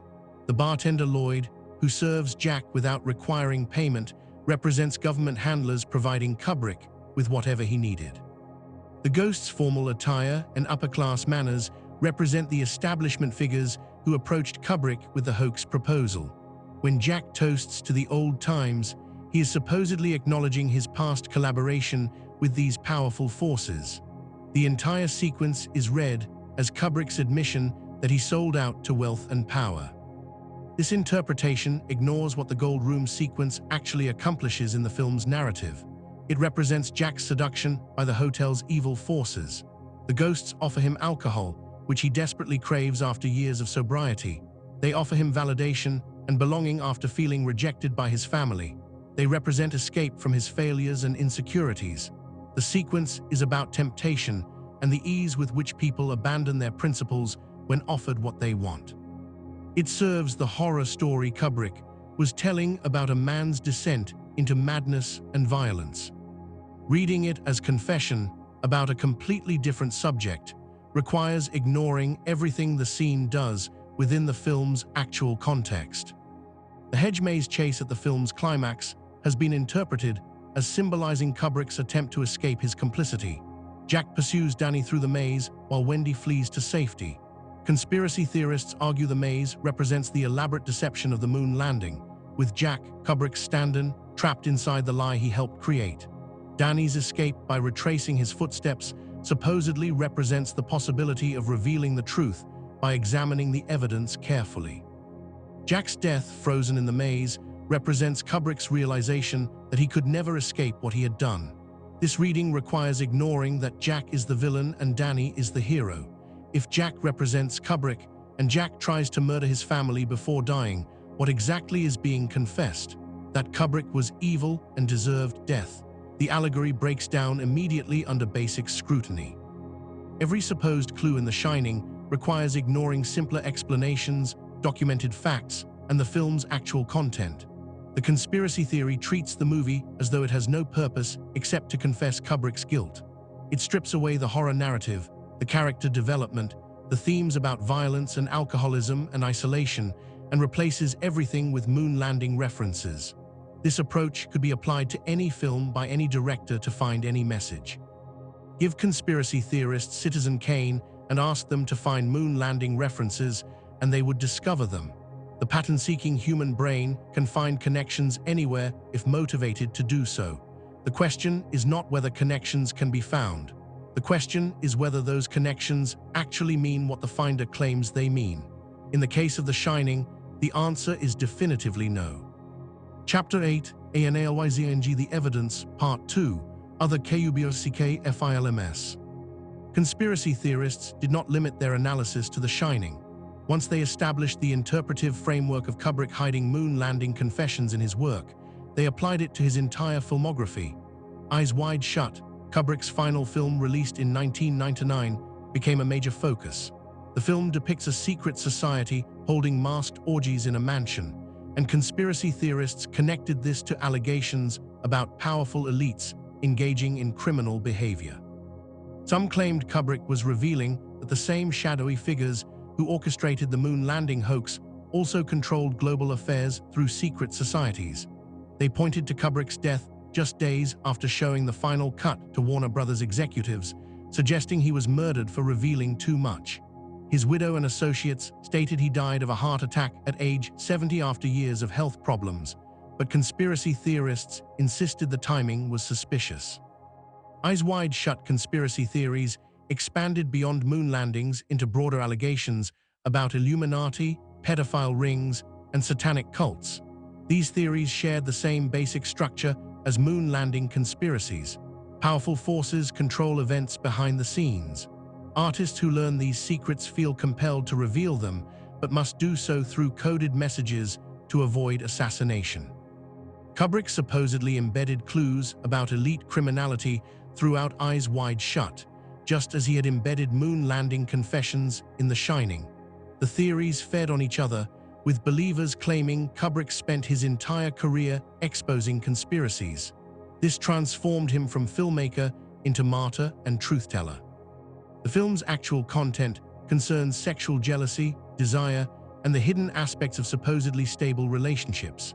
Based on Arthur Schnitzler's novella, Dream Story, it explores a married couple's crisis after the wife admits to sexual fantasies about another man. The husband embarks on an odyssey through New York's sexual underworld, eventually infiltrating a masked ritual that might be a real secret society or might be wealthy people's elaborate sex party. The film deliberately leaves ambiguity about what is real versus fantasy. Kubrick was interested in the gap between surface respectability and hidden desires, between what people show the world and what they privately crave.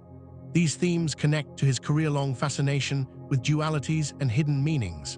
But exploring hidden meanings within narratives does not mean the narratives themselves are coded messages about real conspiracies.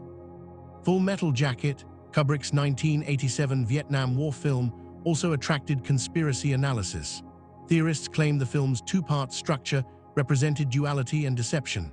The first half depicts Marine Corps boot camp and the transformation of recruits into killers. The second half shows those Marines in combat in Vietnam. Conspiracy theorists argued this structure symbolized Kubrick's own transformation from artist into government collaborator. The brutal drill instructor Hartman supposedly represented NASA officials who pressured Kubrick into faking the moon landing. Private Pyle's mental breakdown and murder-suicide represented what nearly happened to Kubrick under the pressure of maintaining the lie. The Vietnam combat sequences represented the real horror of what Kubrick helped perpetrate, lying to the world and betraying humanity's achievements. These interpretations ignore what Full Metal Jacket actually examines. The film critiques military dehumanization and the trauma inflicted on young men turned into soldiers. It explores how institutions destroy individuality and conscience in service of war. The boot camp sequence shows systematic psychological abuse designed to override natural human reluctance to kill. The Vietnam sequence shows the results: soldiers who have been conditioned to view killing as sport or duty while struggling to maintain any humanity. The film is overtly about war and its effects on human psychology. Reading it as secretly about the moon landing requires ignoring everything Kubrick explicitly put on screen. Barry Lyndon from 1975 occasionally appears in conspiracy theories, though less frequently than Kubrick's other work. Some theorists claim the film's depiction of an ambitious man who rises to wealth through deception and manipulation mirrors Kubrick's own trajectory after agreeing to fake the moon landing. The film's careful attention to period detail and its use of natural lighting supposedly demonstrated capabilities Kubrick developed while creating fake Apollo footage. The film's ultimate message, that ambition and deceit lead to downfalls, supposedly reflected Kubrick's growing regret over his involvement. These readings require treating every Kubrick film as autobiography disguised as period drama, which is simply not how filmmaking works. A Clockwork Orange from 1971 has been analyzed for moon landing references despite being set in a dystopian future and dealing primarily with violence, free will, and behavioral conditioning. Conspiracy theorists pointed to the film's government conspiracies and institutional manipulation as evidence that Kubrick was revealing his own manipulation by authorities. The protagonist Alex's forced rehabilitation through the Ludovico technique supposedly paralleled Kubrick being forced to participate in the moon landing hoax. Alex's eventual freedom and restoration supposedly represented Kubrick's hope that truth would eventually emerge. The fact that the film was based on Anthony Burgess's novel and followed that source material closely did not prevent theorists from claiming Kubrick added hidden meanings through cinematography and design choices. Dr. Strangelove from 1964 predated the Apollo 11 landing and therefore could not be a confession about it. However, some conspiracy theorists claimed it demonstrated Kubrick's connections to military and government officials. The film's accurate depiction of nuclear weapons protocols and military procedures supposedly proved Kubrick had high-level security clearances. These clearances then explained how he could be trusted with the moon landing hoax 5 years later. The film's war room set, built with meticulous attention to detail based on Kubrick's research, supposedly showed he could create convincing government and military environments. In other words, conspiracy theorists used pre-Apollo films to establish that Kubrick had the access and abilities required for the hoax, then used post-Apollo films to argue he confessed to it. 2001, A Space Odyssey obviously became central to conspiracy theories as the film that supposedly demonstrated Kubrick's unique qualifications. Theorists argued the film was essentially a resume, Kubrick showing NASA what he could accomplish.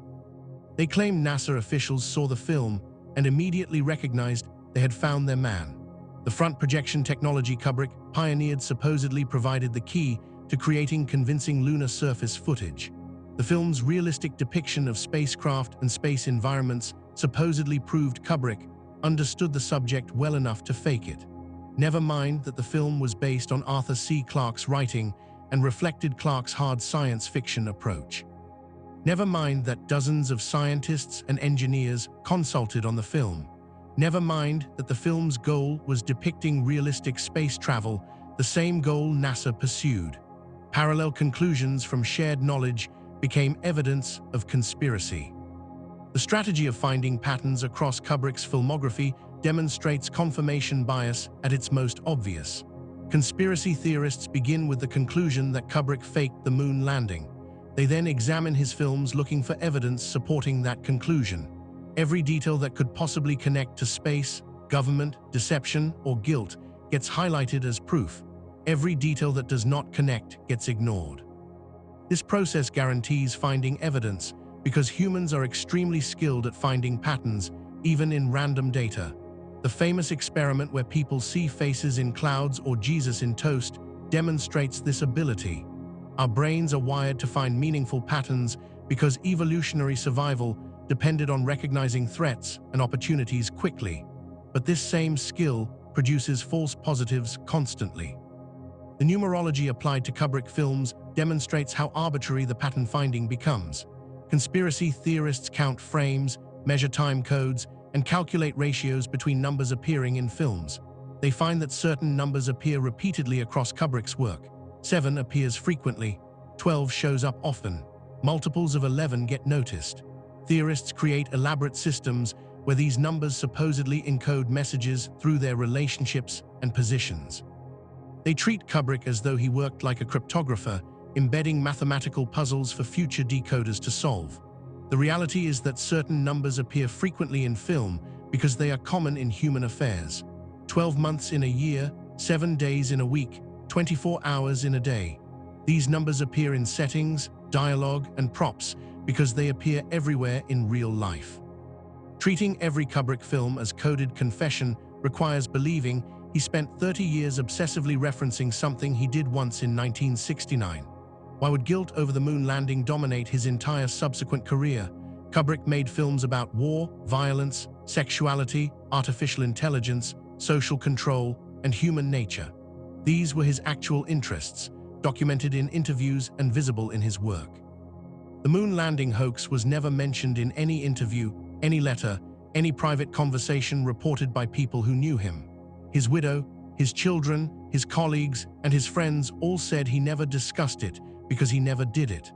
But conspiracy theorists treat absence of evidence as evidence of absence, arguing that the very lack of mention proves how carefully he guarded the secret. The interpretive approach conspiracy theorists use could find any message in any film. Give someone convinced of a particular theory any body of creative work, and they will find evidence supporting their belief. This is not unique to moon landing conspiracies. People have found Beatles messages predicting Paul McCartney's death by playing records backwards. People have found Illuminati symbolism in music videos. People have found satanic messages in children's cartoons. The human capacity for finding patterns is essentially unlimited. What separates meaningful analysis from conspiracy thinking is requiring evidence that patterns are intentional rather than projected. Kubrick's films contain intentional meanings, deliberate themes, and carefully constructed messages. These meanings relate to the stories he told and the subjects he explored. They do not relate to the moon landing because nothing in Kubrick's documented life, work, or words connects him to that event except the conspiracy theory itself. Chapter 9: The Technical Impossibility Argument. The most powerful argument against the moon landing hoax theory is technical. Experts in film production, photography, physics, and aerospace engineering have repeatedly explained that faking the Apollo footage with 1969 technology would have been harder than actually going to the moon. The conspiracy theory requires believing that NASA possessed capabilities that did not exist and could create effects that were impossible given the equipment available. Each technical requirement for the hoax presents insurmountable obstacles that conspiracy theorists ignore or misunderstand. Understanding why the footage could not have been faked requires examining specific technical challenges and explaining why solutions were not available in 1969. The first major problem involves simulating lunar gravity. The moon's gravity is 1/6 of Earth's gravity. Astronauts in the Apollo footage move with distinctive gaits and jumps that reflect this reduced gravity. They bounce when walking. They jump higher than possible on Earth while wearing heavy spacesuits and life support backpacks. Dust kicked up by their boots arcs in perfect parabolas without the air resistance that would affect dust on Earth. The lunar rover's wheels throw up rooster tails of dust that travel in ballistic arcs without billowing or dispersing. All of these movements and behaviors are consistent with reduced gravity in a vacuum. Replicating them on Earth would require either actually creating reduced gravity, which is impossible, or using visual trickery like slow-motion filming. Slow-motion filming was the standard technique for simulating reduced gravity in science fiction films before and after Apollo. Films like 2001, A Space Odyssey used slow motion to make movements appear floaty and weightless. But slow motion has a fatal flaw for faking lunar gravity. Everything moves slowly in slow motion footage, including things that should not be affected by gravity changes. When astronauts in Apollo footage drop objects, those objects fall at 1/6 Earth gravity. If the footage was shot at high speed and played back slowly to simulate reduced gravity, dropped objects would fall too slowly. But objects in Apollo footage fall at exactly the right speed for lunar gravity, while astronauts move at exactly the right speed. The only way to achieve this with slow motion would be to film at different speeds for different elements and composite them together.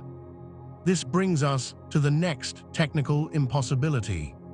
Compositing different elements filmed at different speeds requires either optical printing with multiple passes or video editing technology. Optical printing in 1969 could not produce the clean, artifact-free composites visible in Apollo footage. Optical composites always showed matte lines, edge artifacts, and quality degradation. Look at any science fiction film from the 1960s and 70s, and the special effects shots are immediately obvious. The background plates do not match the foreground elements, colors shift, focus differs, resolution drops. These artifacts resulted from the physical process of copying film multiple times. Each generation of copying increased grain and reduced sharpness. Apollo footage shows none of these artifacts. It has the quality and consistency of direct photography. Video editing was not advanced enough in 1969 to create seamless composites. Digital video editing did not exist. Analog video editing used physical tape splicing or dissolves between shots. The Apollo footage was broadcast live on television, transmitted directly from the moon to receiving stations on Earth. There was no opportunity for post-production video manipulation. The footage people watched on July 20th, 1969, was coming directly from the moon in real time.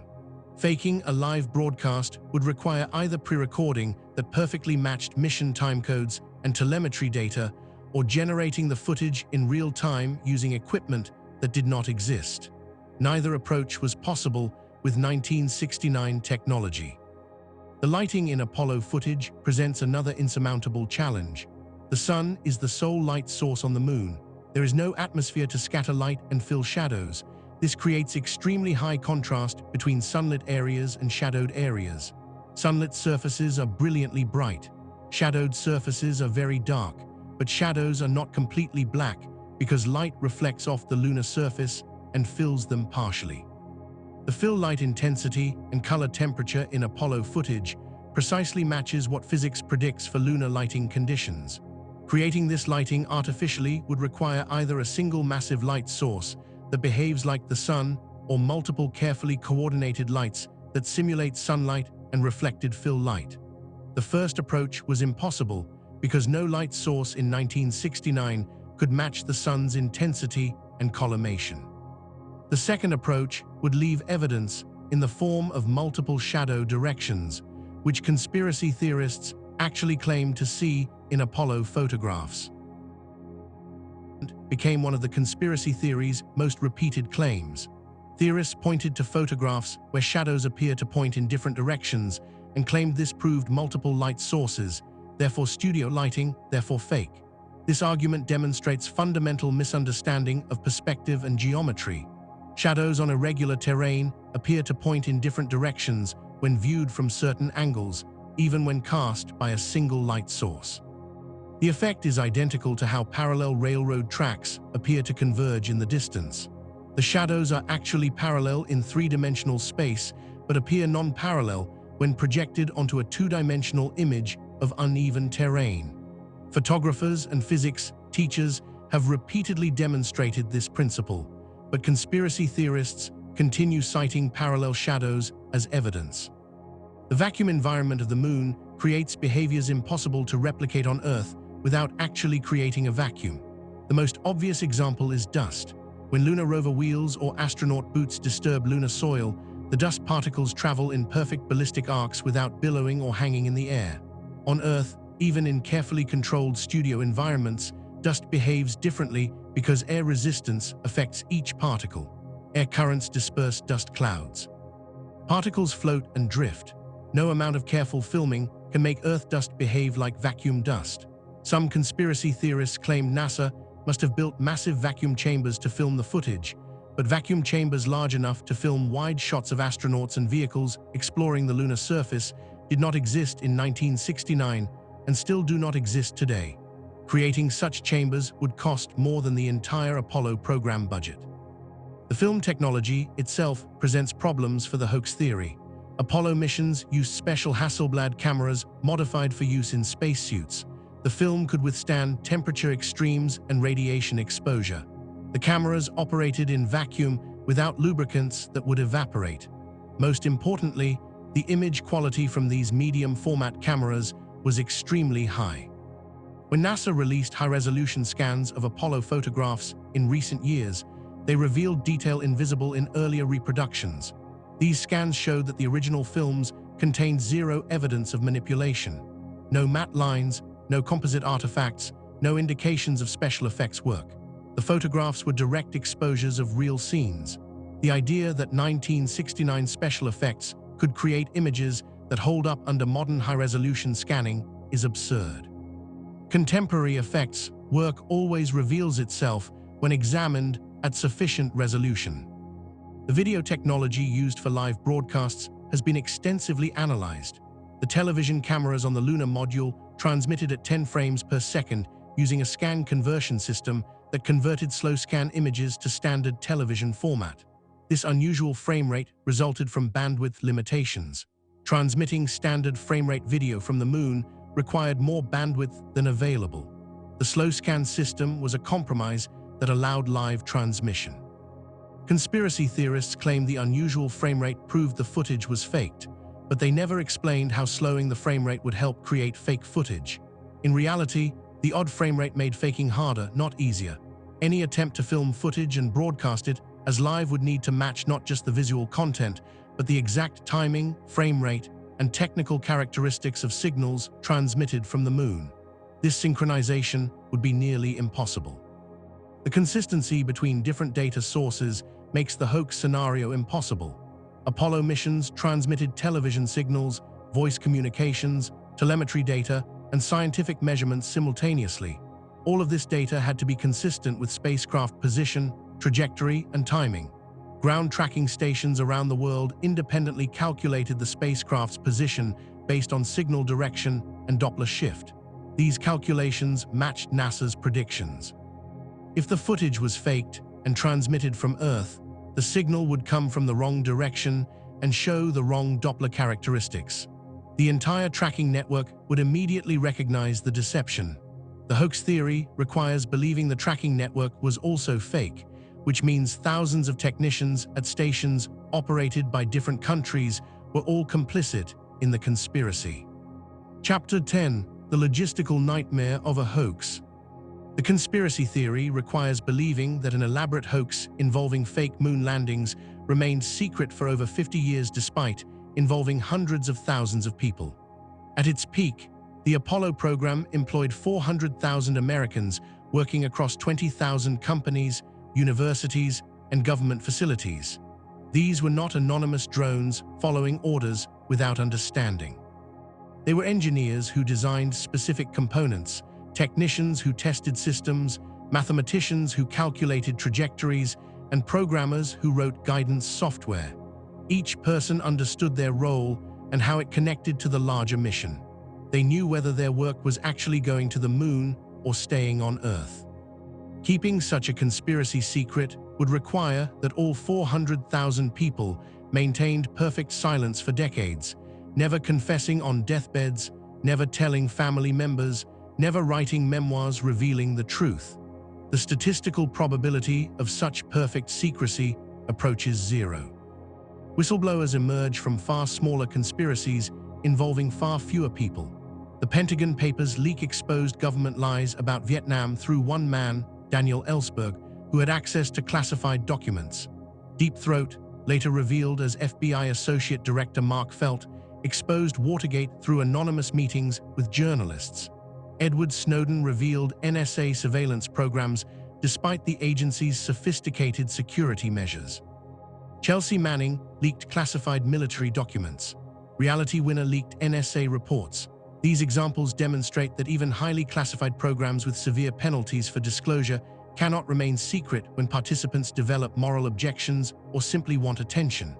The Apollo program had no severe penalties because there was nothing illegal or immoral about actually going to the moon. But if the program was a hoax, 400,000 people would know they were perpetrating fraud. Many would object, some would talk, the silence would break immediately. The conspiracy theory also requires international cooperation that makes no geopolitical sense. Multiple countries operated tracking stations that monitored Apollo missions independently. The Soviet Union watched every transmission with sophisticated monitoring equipment, desperate to catch America in any deception. The Soviets had lost the space race and needed to salvage national pride. Exposing an American hoax would have been a propaganda victory beyond measure. They could have paraded evidence before the United Nations, destroyed American credibility, and demonstrated the superiority of their honest, scientific approach. Instead, they acknowledged defeat. Soviet media reported the Apollo 11 landing as a genuine achievement. Soviet scientists congratulated their American counterparts. The conspiracy theory requires believing the Soviets stayed silent to protect American prestige, which contradicts everything about Cold War dynamics. Third-party verification came from multiple independent sources. The Jodrell Bank Observatory in England tracked Apollo 11 using its radio telescope, confirming the transmissions came from the moon's location. Australia's Parkes Observatory received signals during the moonwalk and retransmitted them for global broadcast. Czechoslovak scientists at the Javorníky Observatory monitored transmissions. French tracking stations participated in the network.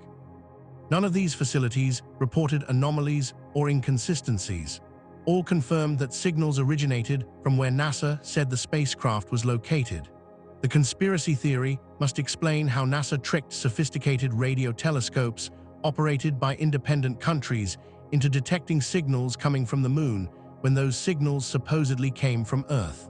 The physics of radio wave propagation makes such deception impossible.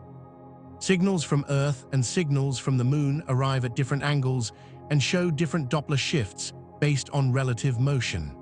Radio telescopes can determine signal origin with precision. The physical evidence left on the moon provides verification accessible to anyone with sufficient resources. The astronauts placed retroreflectors on the lunar surface during Apollo 11, 14, and 15 missions. These retroreflectors are arrays of special mirrors that reflect light directly back to its source. Scientists on Earth can aim powerful lasers at the retroreflector locations, and the reflectors bounce the light back. By timing how long the round trip takes, scientists calculate the distance to the moon with millimeter precision. This measurement has been performed thousands of times by dozens of facilities worldwide. Retroreflectors work exactly as designed and sit precisely where the Apollo missions placed them.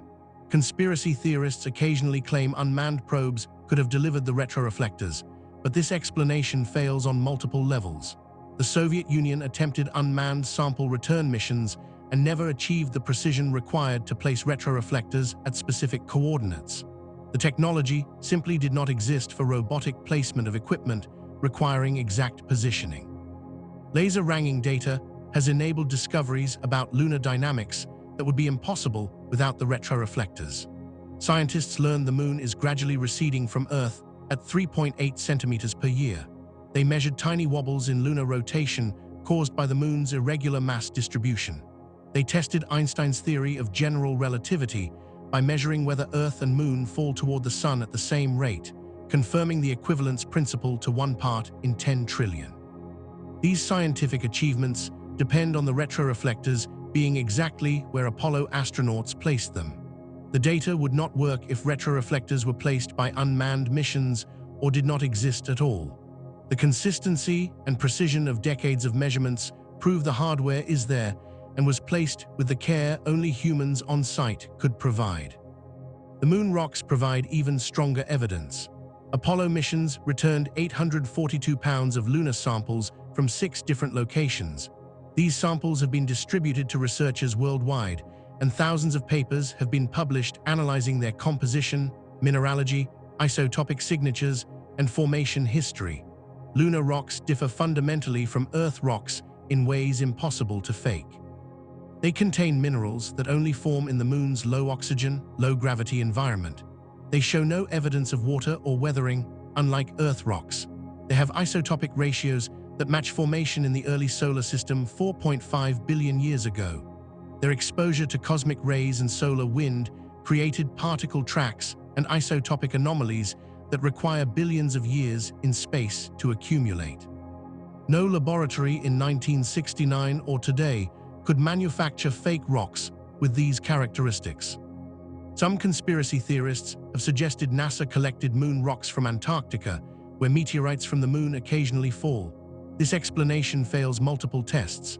First, lunar meteorites were not identified until 1982, 13 years after Apollo 11. Scientists did not know what lunar meteorites looked like until they could compare them to Apollo samples. Second, lunar meteorites are extremely rare and small. The largest ever found weighs about 4 pounds. Apollo brought back 842 pounds from specific locations. Third, lunar meteorites are severely damaged by atmospheric entry, showing fusion crusts and shock features absent from Apollo samples. Fourth, Apollo samples come from 6 different sites with different geological characteristics, while meteorites would come from random impacts anywhere on the moon. The geological diversity of Apollo samples proves they were collected systematically from specific locations by people making deliberate choices about what to gather. The cost analysis of faking versus achieving the moon landing also favors authenticity. Apollo cost $25 billion in 1960s currency, equivalent to approximately $150 billion today. This enormous sum purchased thousands of hours of engineering, testing, and development. The Saturn V rocket required solving unprecedented propulsion challenges. The lunar module required developing new materials and life support systems.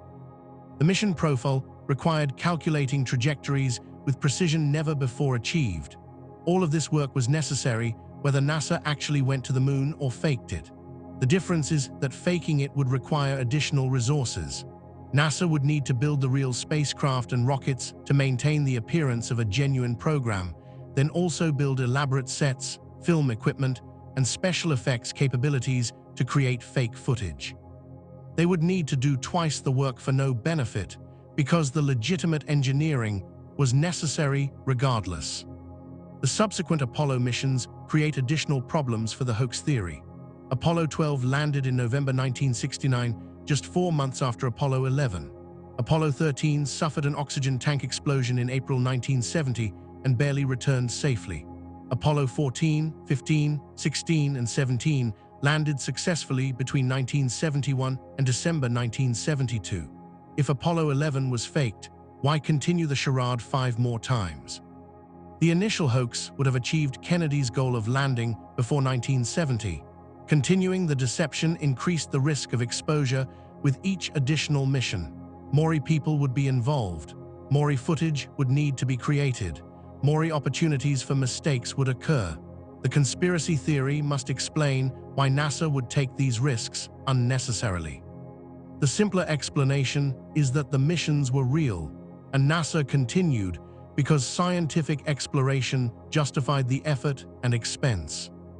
Each mission brought back different samples reflecting the geological diversity of landing sites. Apollo 12 landed in the Ocean of Storms and collected rocks different from Apollo 11's samples from the Sea of Tranquility. Apollo 14 reached the Fra Mauro Highlands and gathered ancient ejecta from major impacts. Apollo Quince explored the Hadley Apennine region, collecting rocks from lunar mountains. Apollo 16 landed in the Descartes Highlands and found unexpected geological features. Apollo 17 reached the Taurus-Littrow Valley and gathered the most diverse sample collection. Faking this geological diversity would require creating rocks with characteristics matching 6 different lunar regions. NASA would need knowledge of lunar geology they could not possess without actually visiting these sites. The samples from different missions show variations that make sense based on current understanding of lunar formation and evolution, understanding that came partly from studying the samples themselves. The circularity proves the samples are genuine. Modern lunar reconnaissance has provided independent verification through high-resolution photography. The Lunar Reconnaissance Orbiter, launched by NASA in 2009, has photographed all 6 Apollo landing sites from orbit.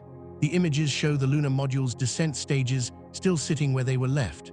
They show the rovers parked near the last locations astronauts drove them. They show footpaths where astronauts walked, visible as darker trails in the lunar regolith. They show equipment and experiment packages deployed during surface activities. The images match descriptions and photographs from the original missions perfectly. Every detail is where it should be based on mission reports. Conspiracy theorists claim these images are also faked, but they cannot explain why China's Chang'e 2 orbiter photographed Apollo landing sites and confirmed the presence of hardware. They cannot explain why Japan's Kaguya orbiter detected the disturbance patterns around landing sites consistent with rocket exhaust effects. Multiple nations with independent space programs have verified the Apollo hardware is on the moon. The missing tapes controversy requires clarification because conspiracy theorists frequently misrepresent it. In 2006, NASA launched a search for the original slow-scan television tapes recorded during Apollo 11.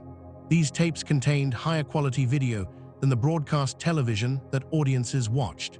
The video people saw in 1969 was scan-converted from slow-scan format to standard television format, which reduced quality.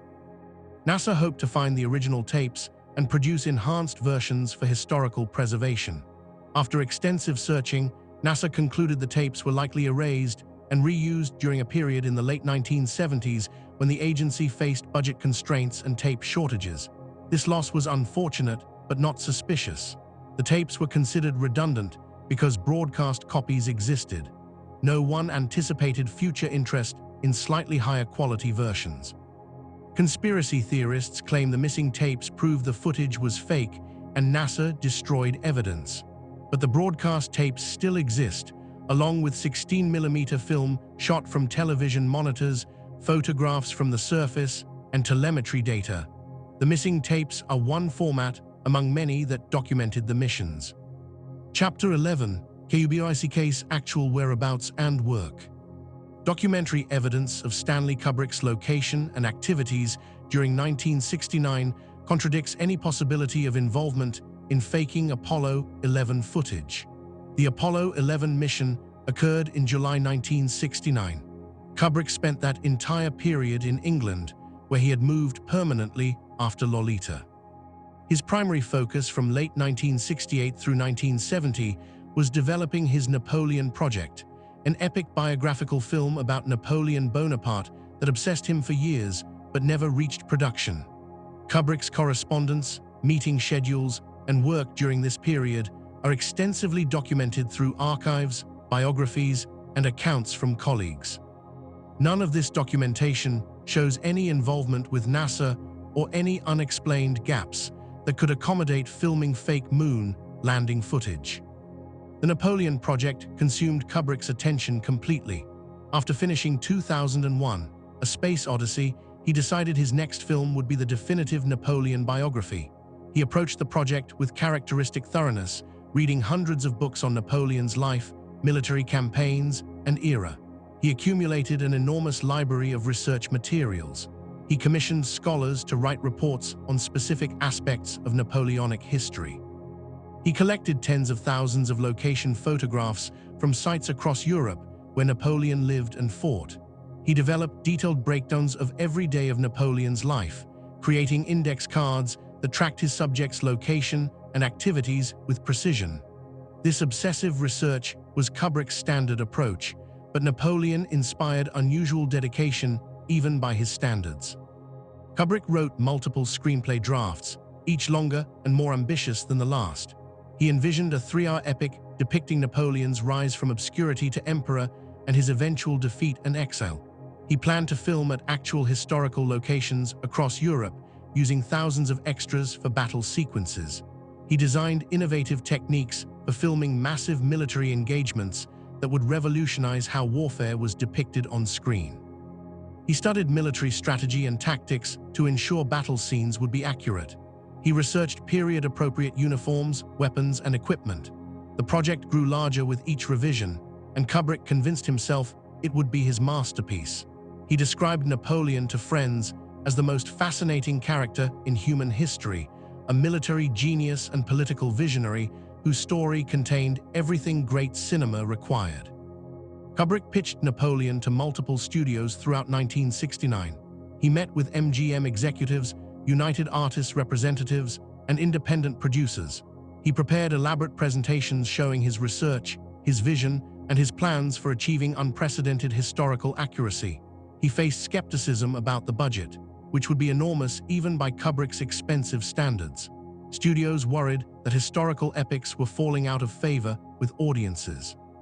They pointed to recent expensive failures like Cleopatra and Dr. Zhivago's diminishing returns. Kubrick argued that his battle sequences and psychological depth would create something audiences had never seen. He refused to compromise on scope or budget, insisting the film required the massive scale he envisioned. These negotiations and meetings are documented in studio archives and correspondence.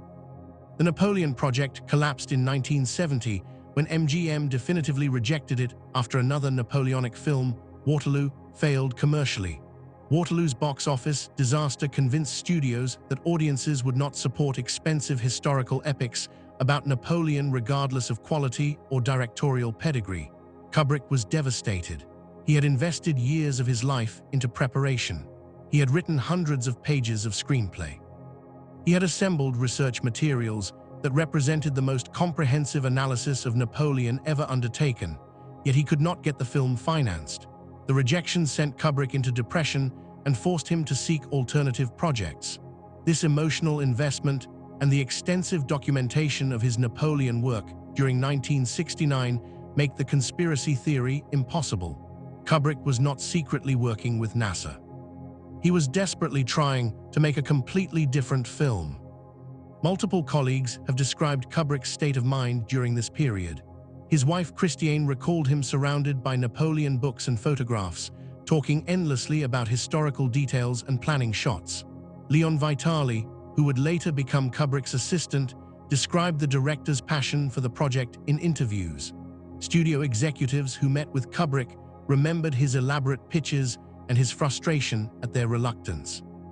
These accounts come from different sources with no reason to coordinate their stories. They provide consistent testimony that Kubrick was focused entirely on Napoleon throughout 1969. If he was simultaneously working with NASA to fake moon landing footage, he hid it from everyone who knew him, maintained two completely separate work schedules, and left no evidence in his voluminous correspondence and records. This level of deception seems impossible for someone as meticulous about documentation as Kubrick. Kubrick's personality makes the conspiracy scenario even more implausible. He was famously unable to keep secrets about his artistic work. He discussed projects extensively with colleagues, asking opinions and testing ideas through conversation. He involved himself in every aspect of production and demanded that collaborators understand his vision. The idea that he could work on the biggest deception in history without mentioning it to anyone contradicts everything known about his working methods.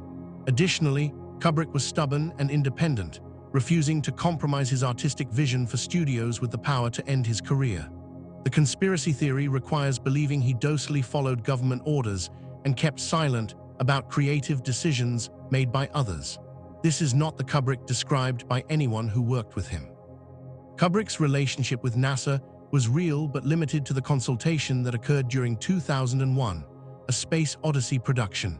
Frederick Ordway and Harry Lange, aerospace engineers and consultants, worked with Kubrick to ensure the film's technical accuracy. They connected him with NASA scientists and provided information about spacecraft design and space exploration challenges. This collaboration was public and documented. It occurred during the film's production from 1965 to 1968.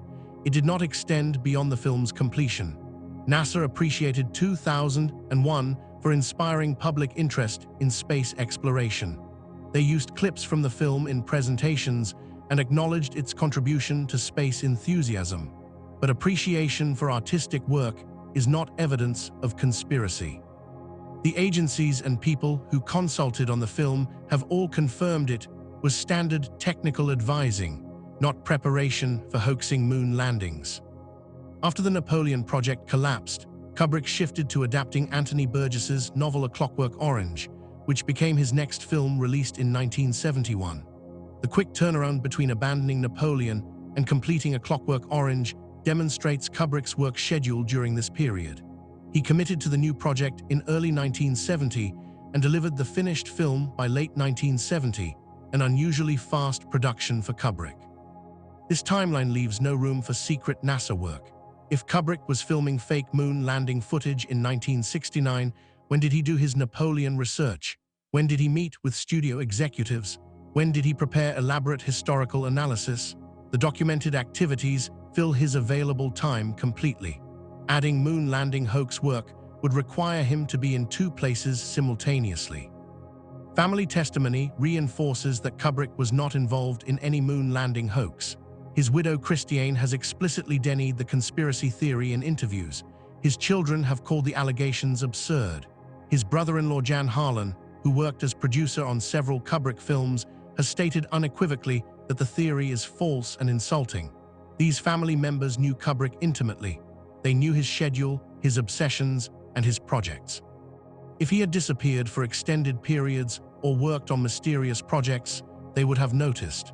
Their consistent denials carry weight because they have no reason to perpetuate a cover-up decades after Kubrick's death in 1999. The conspiracy ended nothing. Revealing the truth would bring enormous attention and prestige, yet they maintain that no conspiracy existed because none did. Kubrick's perfectionism and obsessive working methods would have made him the worst possible choice for faking moon landing footage under deadline pressure. The Apollo 11 landing was scheduled for July 1969. If NASA approached Kubrick to create fake footage, they would have needed it completed on a precise schedule to match the mission timeline. Kubrick never worked under external deadlines. He took as long as necessary to achieve his vision, often years beyond initial schedules. 2001 took 4 years to complete, double the planned duration. The Shining took several years and drove actors to exhaustion with endless retakes. Eyes Wide Shut was in production for over a year. The idea that Kubrick could deliver complex special effects footage on NASA's schedule contradicts his entire working style. He would have refused the project or missed deadlines catastrophically. Either outcome would have exposed the hoax. Chapter 12: The Psychology of Conspiracy Belief. Understanding why people believe the moon landing hoax theory despite overwhelming evidence requires examining the psychology of conspiracy thinking. Conspiracies exist, and believing in actual conspiracies is rational and necessary. Watergate was a conspiracy. Iran-Contra was a conspiracy. The Tuskegee syphilis experiment was a conspiracy. Intelligence agencies have plotted coups and assassinations. Corporations have suppressed evidence of product dangers. Real conspiracies share certain characteristics.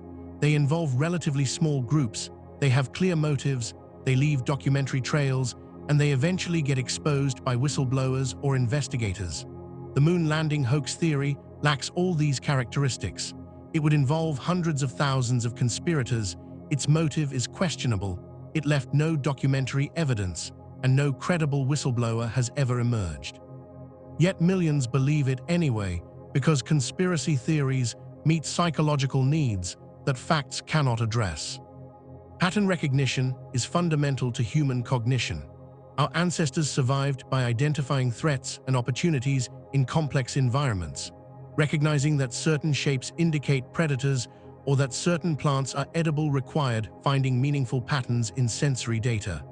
Evolution favored brains that detected patterns even when uncertain, because missing a real threat was more costly than seeing a few false threats. This bias toward pattern detection remains active in modern humans. We see faces in clouds, hear words in random noise, and find connections between unrelated events. This tendency, called apophenia, becomes problematic when patterns we detect are not actually meaningful. Conspiracy theories exploit apophenia by encouraging believers to find connections between events and interpret those connections as evidence of hidden coordination. The moon landing hoax theory provides an excellent example. Believers notice that 2001, A Space Odyssey depicted realistic space travel shortly before Apollo 11 landed. They connect these events and conclude Kubrick must have helped NASA. They notice a sweater in The Shining features an Apollo 11 design and conclude Kubrick was confessing. They measure the distance to the moon, note it approximates 237,000 miles, find room 237 in The Shining, and conclude these numbers are meaningfully connected. Each observation seems significant individually. Together, they form what believers experience as overwhelming evidence, but none of the connections are actually meaningful. They are coincidences given significance by interpretation. Countless other films were released in 1968 that did not lead to conspiracy theories. Countless other numbers appear in The Shining that do not get connected to the moon landing. Selective attention creates the appearance of patterns where none exist. Confirmation bias reinforces conspiracy beliefs by ensuring believers find evidence supporting their views while dismissing contrary evidence. Once someone concludes the moon landing was faked, they interpret new information through that lens. Photographs showing apparent anomalies confirm the hoax. Explanations of why the anomalies are not actually problems get dismissed as cover-ups. Expert testimony affirming the landing's authenticity gets reinterpreted as evidence that experts are part of the conspiracy. This dynamic makes conspiracy theories self-sealing. Every piece of evidence can be interpreted as supporting the theory or dismissed as part of the cover-up. No observation could possibly falsify the belief because the belief is not based on evidence that could be contradicted. It is based on a narrative framework that accommodates anything. Mistrust of institutions accelerates conspiracy thinking. People who believe the government lies about major issues naturally suspect deception in other areas. The moon landing hoax theory gained traction in the 1970s after Watergate, Vietnam, and CIA revelations destroyed trust in government honesty. If presidents ordered break-ins and covered them up, if intelligence agencies assassinated foreign leaders, if the military lied about casualty counts, why should anyone believe NASA about space exploration? This reasoning seems logical, but ignores important distinctions.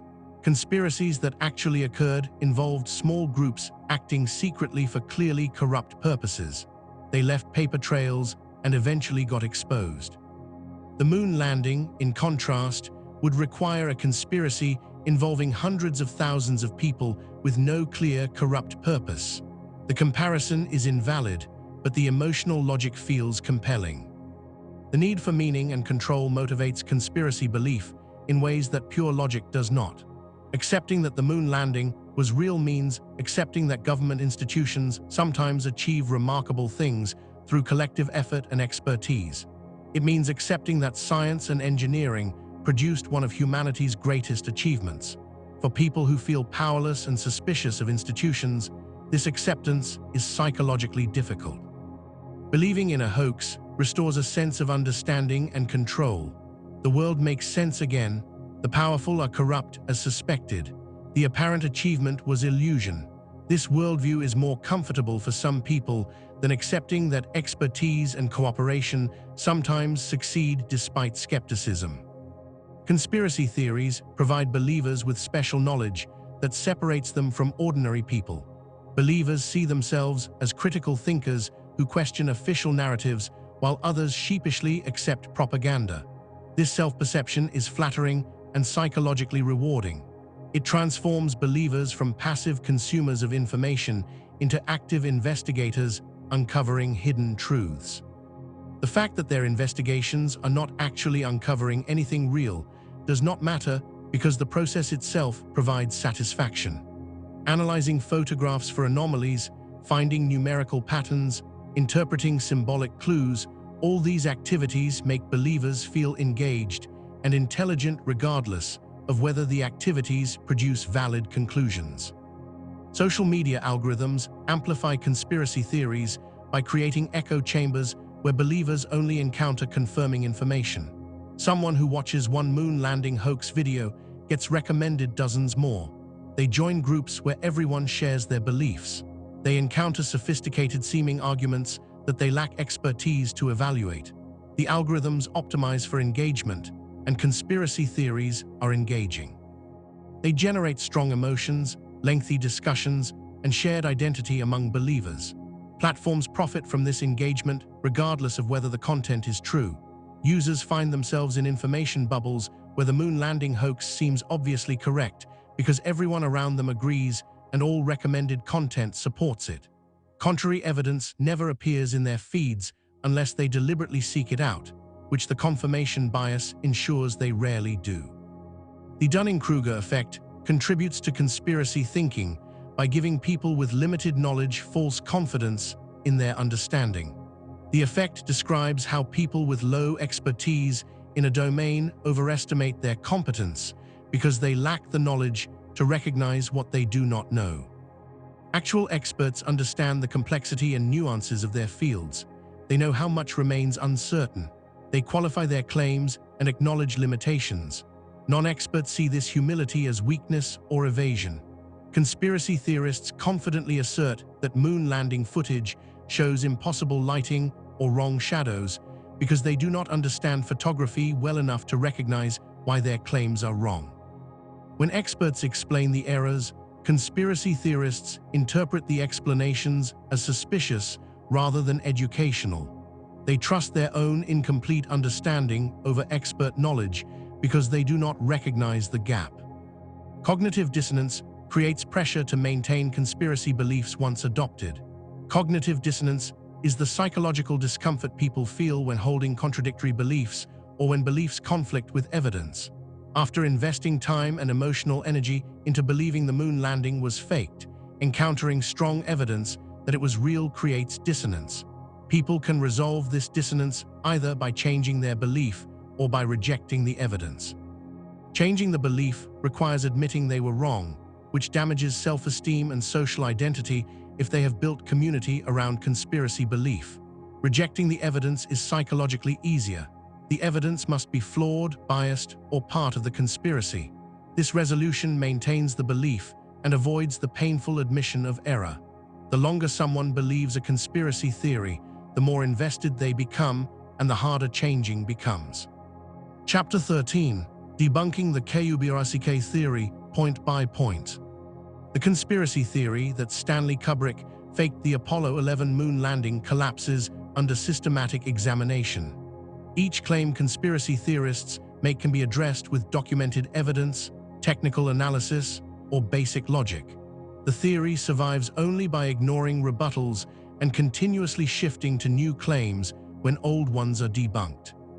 A comprehensive point-by-point debunking reveals the theory's fundamental weaknesses and demonstrates why no credible historian, filmmaker, or scientist accepts it. The impossibility of keeping such a secret represents the theory's most obvious flaw. Kubrick was not a solitary artist working alone. Every film he made involved dozens or hundreds of collaborators. 2001, A Space Odyssey employed a massive special effects team, set designers, cinematographers, actors, and technicians. If Kubrick used similar techniques and personnel to fake moon landing footage, all those people would know. Effects artists would recognize their own work when Apollo footage appeared on television. They would tell friends and family. Someone would eventually speak publicly. The conspiracy theory requires believing that everyone involved maintained perfect silence for over 50 years despite having no legal obligation to secrecy and no ongoing financial incentive to stay quiet. This scenario defies everything known about human behavior and whistleblower tendencies. Kubrick's personality makes him particularly unsuited for secret government work. People who knew him consistently described someone who needed complete control over his projects and refused to compromise his artistic vision. The conspiracy theory requires believing he accepted direction from NASA officials, followed their requirements, and worked to their deadlines. This contradicts everything about his working methods. Kubrick spent years on single projects, obsessing over details and refusing to release films until satisfied. He drove collaborators to exhaustion with his perfectionism. The idea that he would docilely follow government orders and produce work to someone else's specifications is absurd. If NASA approached him about faking the moon landing, he would either refuse outright or demand impossible levels of control and unlimited time. Either response would make the hoax unworkable. The technical comparison between 2001 and Apollo footage reveals fundamental differences that disprove the Kubrick connection. 2001 used specific techniques that left identifiable characteristics. The front projection system created perfectly focused backgrounds but required completely controlled lighting. The spacecraft models were filmed against black backgrounds with no terrain or surface features. The weightlessness scenes used rotating sets or wire removal that would be obvious if used for lunar surface footage. None of these techniques appear in Apollo footage.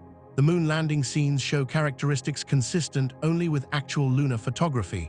The lighting matches the sun as sole light source. The terrain shows three-dimensional depth and complexity impossible to fake with front projection or painted backdrops. The dust behavior matches vacuum physics. The footage does not resemble 2001's effects work because it was created through completely different means, specifically by filming actual events on the moon. The front projection technology conspiracy theorists claim Kubrick used to fake the moon landing could not produce the Apollo footage. Front projection requires a retroreflective screen behind the subjects. This screen reflects projected images back toward the camera with high efficiency. The technique works for relatively static backgrounds photographed in specific lighting conditions.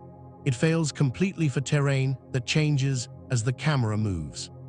In Apollo footage, the camera pans across lunar landscapes showing parallax and depth. Rocks in the foreground move relative to hills in the background. This three-dimensional relationship is impossible to create with front projection, which produces flat backgrounds that do not exhibit parallax. The technique also requires careful lighting to prevent foreground lights from washing out the projected background. Apollo footage shows scenes with deep shadows and bright sunlit areas that would defeat front projection. The lighting ratios are wrong for the technique. Technical analysis proves front projection was not used. Film stock and resolution analysis further confirms Apollo footage authenticity. The television broadcast used slow-scan video technology with specific frame rates and resolution limitations. The still photographs used Hasselblad medium format film with extremely high resolution. When NASA released modern high-resolution scans of the original negatives, they revealed detail invisible in earlier reproductions. These scans show no evidence of optical compositing, matte lines, or other artifacts that special effects work inevitably produces. The grain structure is consistent across the entire frame, something impossible with composite images that combine elements filmed on different film stocks. The photographs are direct exposures of real scenes, not constructed images. Special effects experts who have analyzed the footage confirm that 1969 technology could not produce images this clean and artifact-free. The audio quality and radio delay provide additional verification that transmissions came from the moon. Apollo communications included a delay of about 1.3 seconds each direction due to the speed of light limitation. Radio signals take that long to travel the 239,000 miles between Earth and the moon. This delay appears consistently throughout mission communications. Ground control asks a question, and 1.3 seconds later, the transmission reaches the astronauts. They respond, and 1.3 seconds later, the response reaches Earth. The total delay of about 2.6 seconds is obvious in recordings. Faking this delay would require either actually transmitting from the moon or introducing artificial delays in communications. Artificial delays would need to match the exact timing based on spacecraft position, which changed continuously as the spacecraft traveled and orbited. Synchronizing fake delays with the changing distance would be nearly impossible and would risk exposure if the delays did not match independent tracking data. Third-party verification eliminates any possibility of NASA acting alone to fake the missions. Radio telescopes around the world tracked Apollo spacecraft independently. The Jodrell Bank Observatory in England, the Parkes Observatory in Australia, and other facilities confirmed that transmissions originated from the moon's location. These observatories were not operated by NASA and had no reason to support an American hoax. Some were operated by countries that would benefit from exposing American deception. All confirmed the missions were genuine. The Soviet Union, America's Cold War adversary, monitored Apollo missions obsessively. They had the technical capability to detect fraud and overwhelming political motivation to reveal it. Their silence and acknowledgement of American success proves the missions happened. The conspiracy theory must explain why the Soviets would protect American prestige, which contradicts all Cold War logic. The physical evidence on the moon provides verification anyone with sufficient resources can check. The retroreflectors placed by Apollo astronauts still function perfectly. Observatories worldwide regularly bounce laser beams off these retroreflectors and measure the return signal timing. The measurements are consistent with retroreflectors at the exact locations where Apollo missions placed them. The conspiracy theory sometimes claims unmanned missions could have delivered retroreflectors, but this explanation fails technical analysis. Retroreflectors require precise positioning and orientation to function properly. Robotic landers in the 1960s lacked the accuracy to place retroreflectors correctly. The Soviet Union tried unmanned sample return missions and achieved far less precision than required. Only human astronauts with direct control could position the retroreflectors as accurately as necessary. Modern lunar reconnaissance photography shows Apollo landing sites in detail. The Lunar Reconnaissance Orbiter has photographed all 6 sites repeatedly. The images show descent stages, rovers, equipment packages, and even footpaths exactly where mission reports indicate they should be. The images match photographs taken by astronauts during surface activities. Every detail is consistent with the documented missions.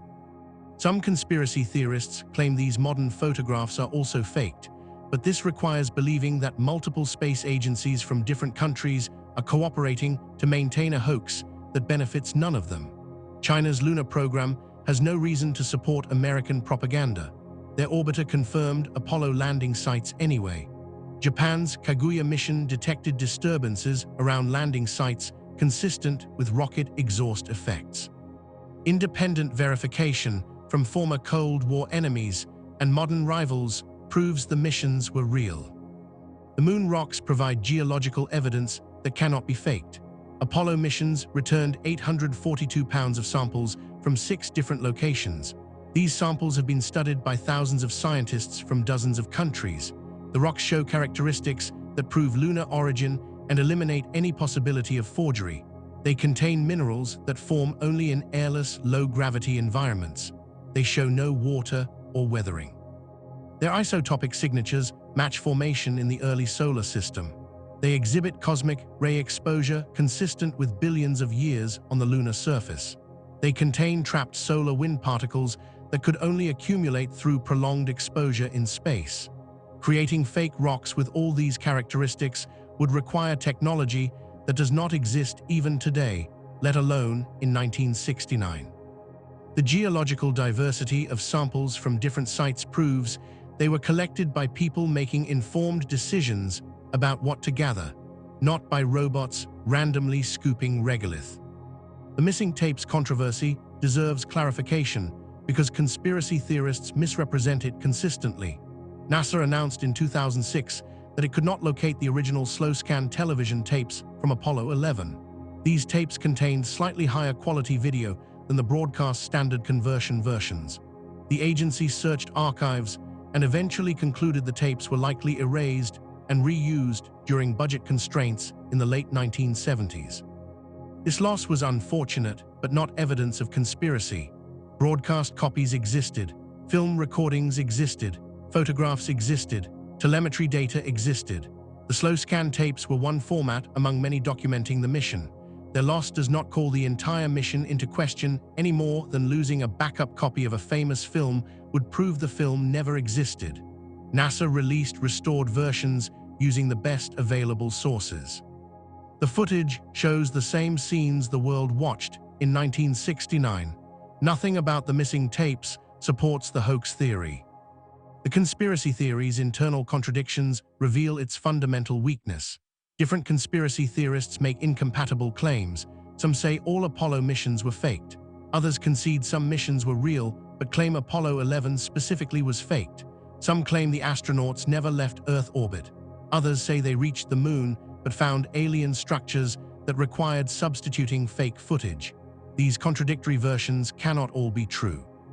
The lack of consensus among conspiracy theorists demonstrates that the theory is not based on evidence leading to conclusions, but on suspicions seeking justification. Each theorist constructs their own version based on which anomalies they find convincing, ignoring evidence that contradicts their specific interpretation. This fragmentation contrasts with the mainstream historical account, which is consistent because it reflects what actually happened. Chapter 14: The Legacy and Cultural Impact. The moon landing conspiracy theory has profoundly affected public perception of space exploration, creating lasting skepticism that undermines scientific achievements. Polls consistently show that between 5 and 10% of Americans doubt the moon landings occurred, representing millions of people who reject overwhelming evidence. This skepticism extends beyond Apollo to broader distrust of NASA and space science.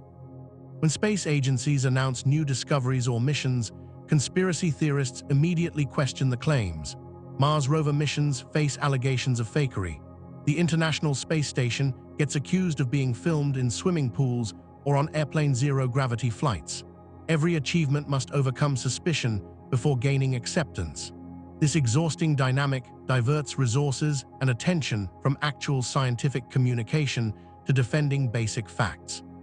Stanley Kubrick's legacy and reputation have been distorted by the conspiracy theory in ways that diminish his actual achievements.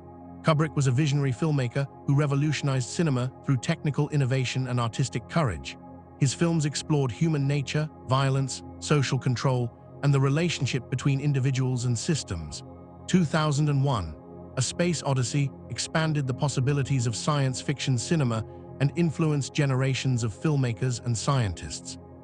The Shining redefined horror through psychological depth and visual artistry. His entire body of work represents one of cinema's greatest achievements. The conspiracy theory reduces this complex legacy to a single alleged act of deception. Discussions of Kubrick increasingly mention the conspiracy theory even when dismissing it. His artistic vision gets overshadowed by absurd allegations that insult his integrity and misrepresent his work. Media portrayals of the conspiracy theory have evolved from dismissive mockery to nuanced examination, sometimes legitimizing the claims through false balance. Early media coverage treated moon landing deniers as cranks unworthy of serious attention. As conspiracy theories gained mainstream traction through the internet, media outlets began presenting both sides as though the question remained open. Television documentaries would show conspiracy theorists presenting their evidence, then show experts rebutting it, creating the impression of genuine debate. This false balance treats conspiracy theories and established science as equivalent positions worthy of equal consideration. It misleads audiences who assume journalists would not present arguments that are obviously false. The Room 237 documentary exemplifies this approach, showcasing conspiracy interpretations of The Shining without sufficient context that these interpretations are not supported by evidence or accepted by scholars. Popular culture has incorporated the Kubrick conspiracy theory into entertainment in ways that blur the line between fiction and reality.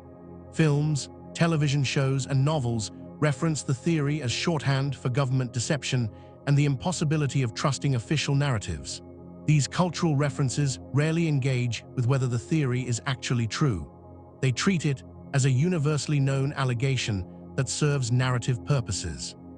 When a character in a film mentions the Kubrick moon landing theory, audiences immediately understand the character is a conspiracy theorist or that the story is questioning consensus reality. The theory becomes a cultural symbol divorced from its truth value. This symbolic use reinforces the theory's presence in public consciousness, even as most references acknowledge it is false.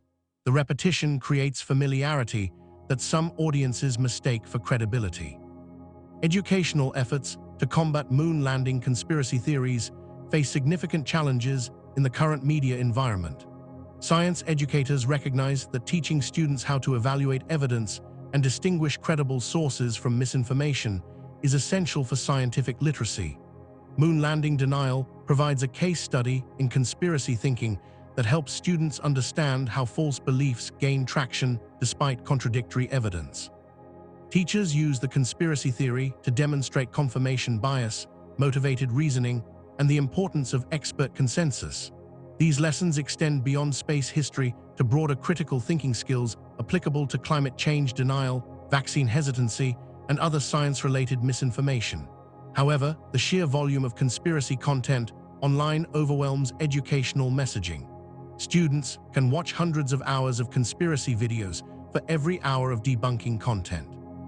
The algorithms that recommend content often promote conspiracy theories because they generate engagement. Modern conspiracy theories about space exploration have evolved from the Apollo denial template, demonstrating how conspiracy thinking spreads to new subjects. Flat Earth theory, which rejects not just moon landings, but the entire spherical Earth model, has gained surprising traction in recent years. Flat Earthers use similar argumentative strategies as moon landing deniers, pointing to perceived anomalies, questioning expert authority, and claiming insider knowledge of massive cover-ups. Mars mission deniers claim that rover footage is filmed in terrestrial deserts. International Space Station deniers argue that orbital footage is created with green screens and CGI. Each new space achievement faces immediate conspiracy allegations using the same template. The persistence of Apollo denial created a framework that conspiracy theorists apply to every subsequent development. Discrediting one conspiracy theory does not prevent people from believing the next one, because the underlying psychology remains unchanged.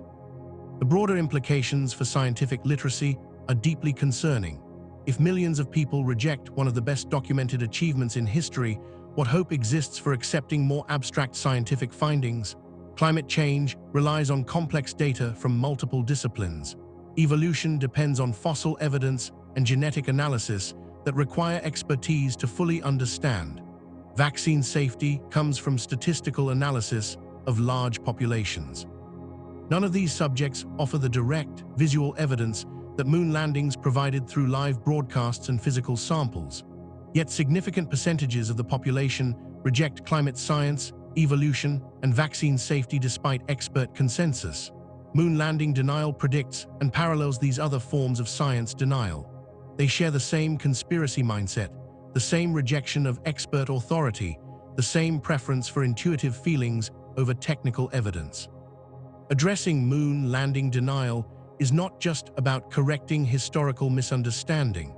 It is about confronting the fundamental crisis in how societies determine truth.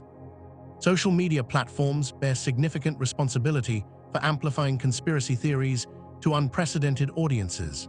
YouTube's recommendation algorithm famously leads viewers down rabbit holes from mainstream content to increasingly extreme conspiracy videos. Facebook groups create communities where conspiracy believers reinforce each other's views.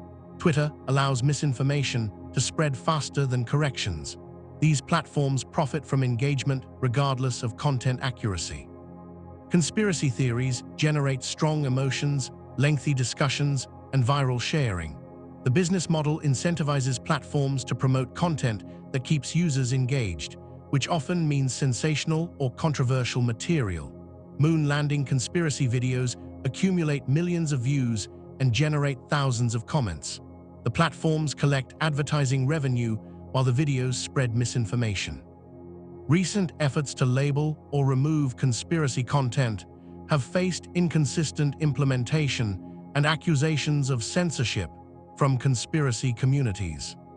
The connection between conspiracy theories and political polarization has become increasingly obvious. Belief in moon landing hoaxes correlates with broader distrust of government institutions and mainstream media. This distrust often aligns with political ideology, particularly among those who identify as anti-establishment or populist. Conspiracy theories become markers of political identity, signals that believers are questioning official narratives and thinking independently. The theories are not really about evidence or truth. They're about group belonging and resistance to perceived elites. Someone who believes the moon landing was faked likely believes in multiple other conspiracies spanning different subjects. These belief systems form comprehensive worldviews where powerful forces consistently deceive ordinary people.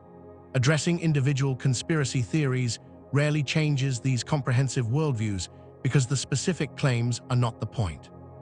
The emotional and social functions they serve drive belief more than factual content.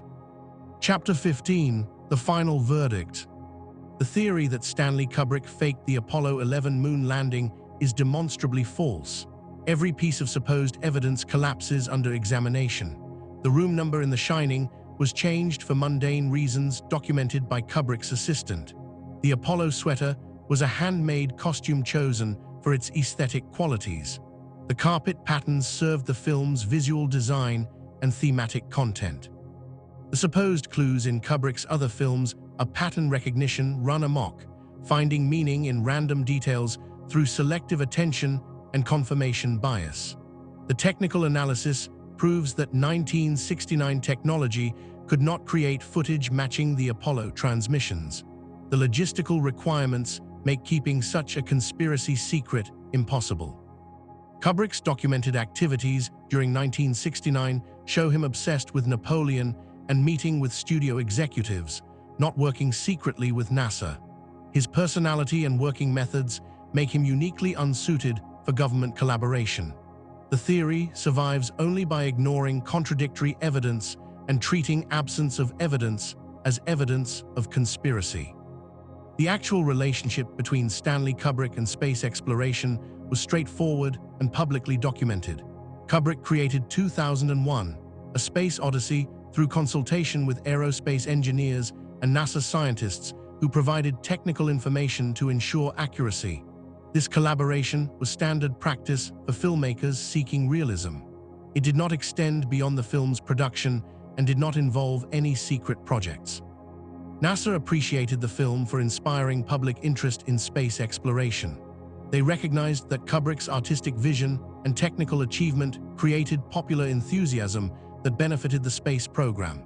This mutual appreciation between artist and agency was public and benign. The conspiracy theory transforms normal professional interaction into sinister collaboration through paranoid interpretation unsupported by facts. What we know about the moon landings definitively is that they happened exactly as NASA reported. 6 missions landed successfully on the moon between 1969 and 1972. 12 astronauts walked on the surface. They collected samples, conducted experiments, took photographs, and returned safely to Earth. The missions were watched by millions, tracked by independent facilities worldwide, and verified by adversaries who desperately wanted to expose any fraud. The physical evidence remains accessible for inspection. The retroreflectors function perfectly. The rocks exhibit characteristics proving lunar origin. Modern orbital photography shows the landing sites exactly as described. The scientific data gathered during Apollo missions has enabled decades of discoveries about lunar geology, solar system formation, and gravitational physics. The missions represent humanity's greatest exploratory achievement and demonstrate what humans can accomplish through collective effort, expertise, and courage. The enduring power of 2001, A Space Odyssey, comes from its artistic vision and technical brilliance, not from any connection to alleged conspiracies.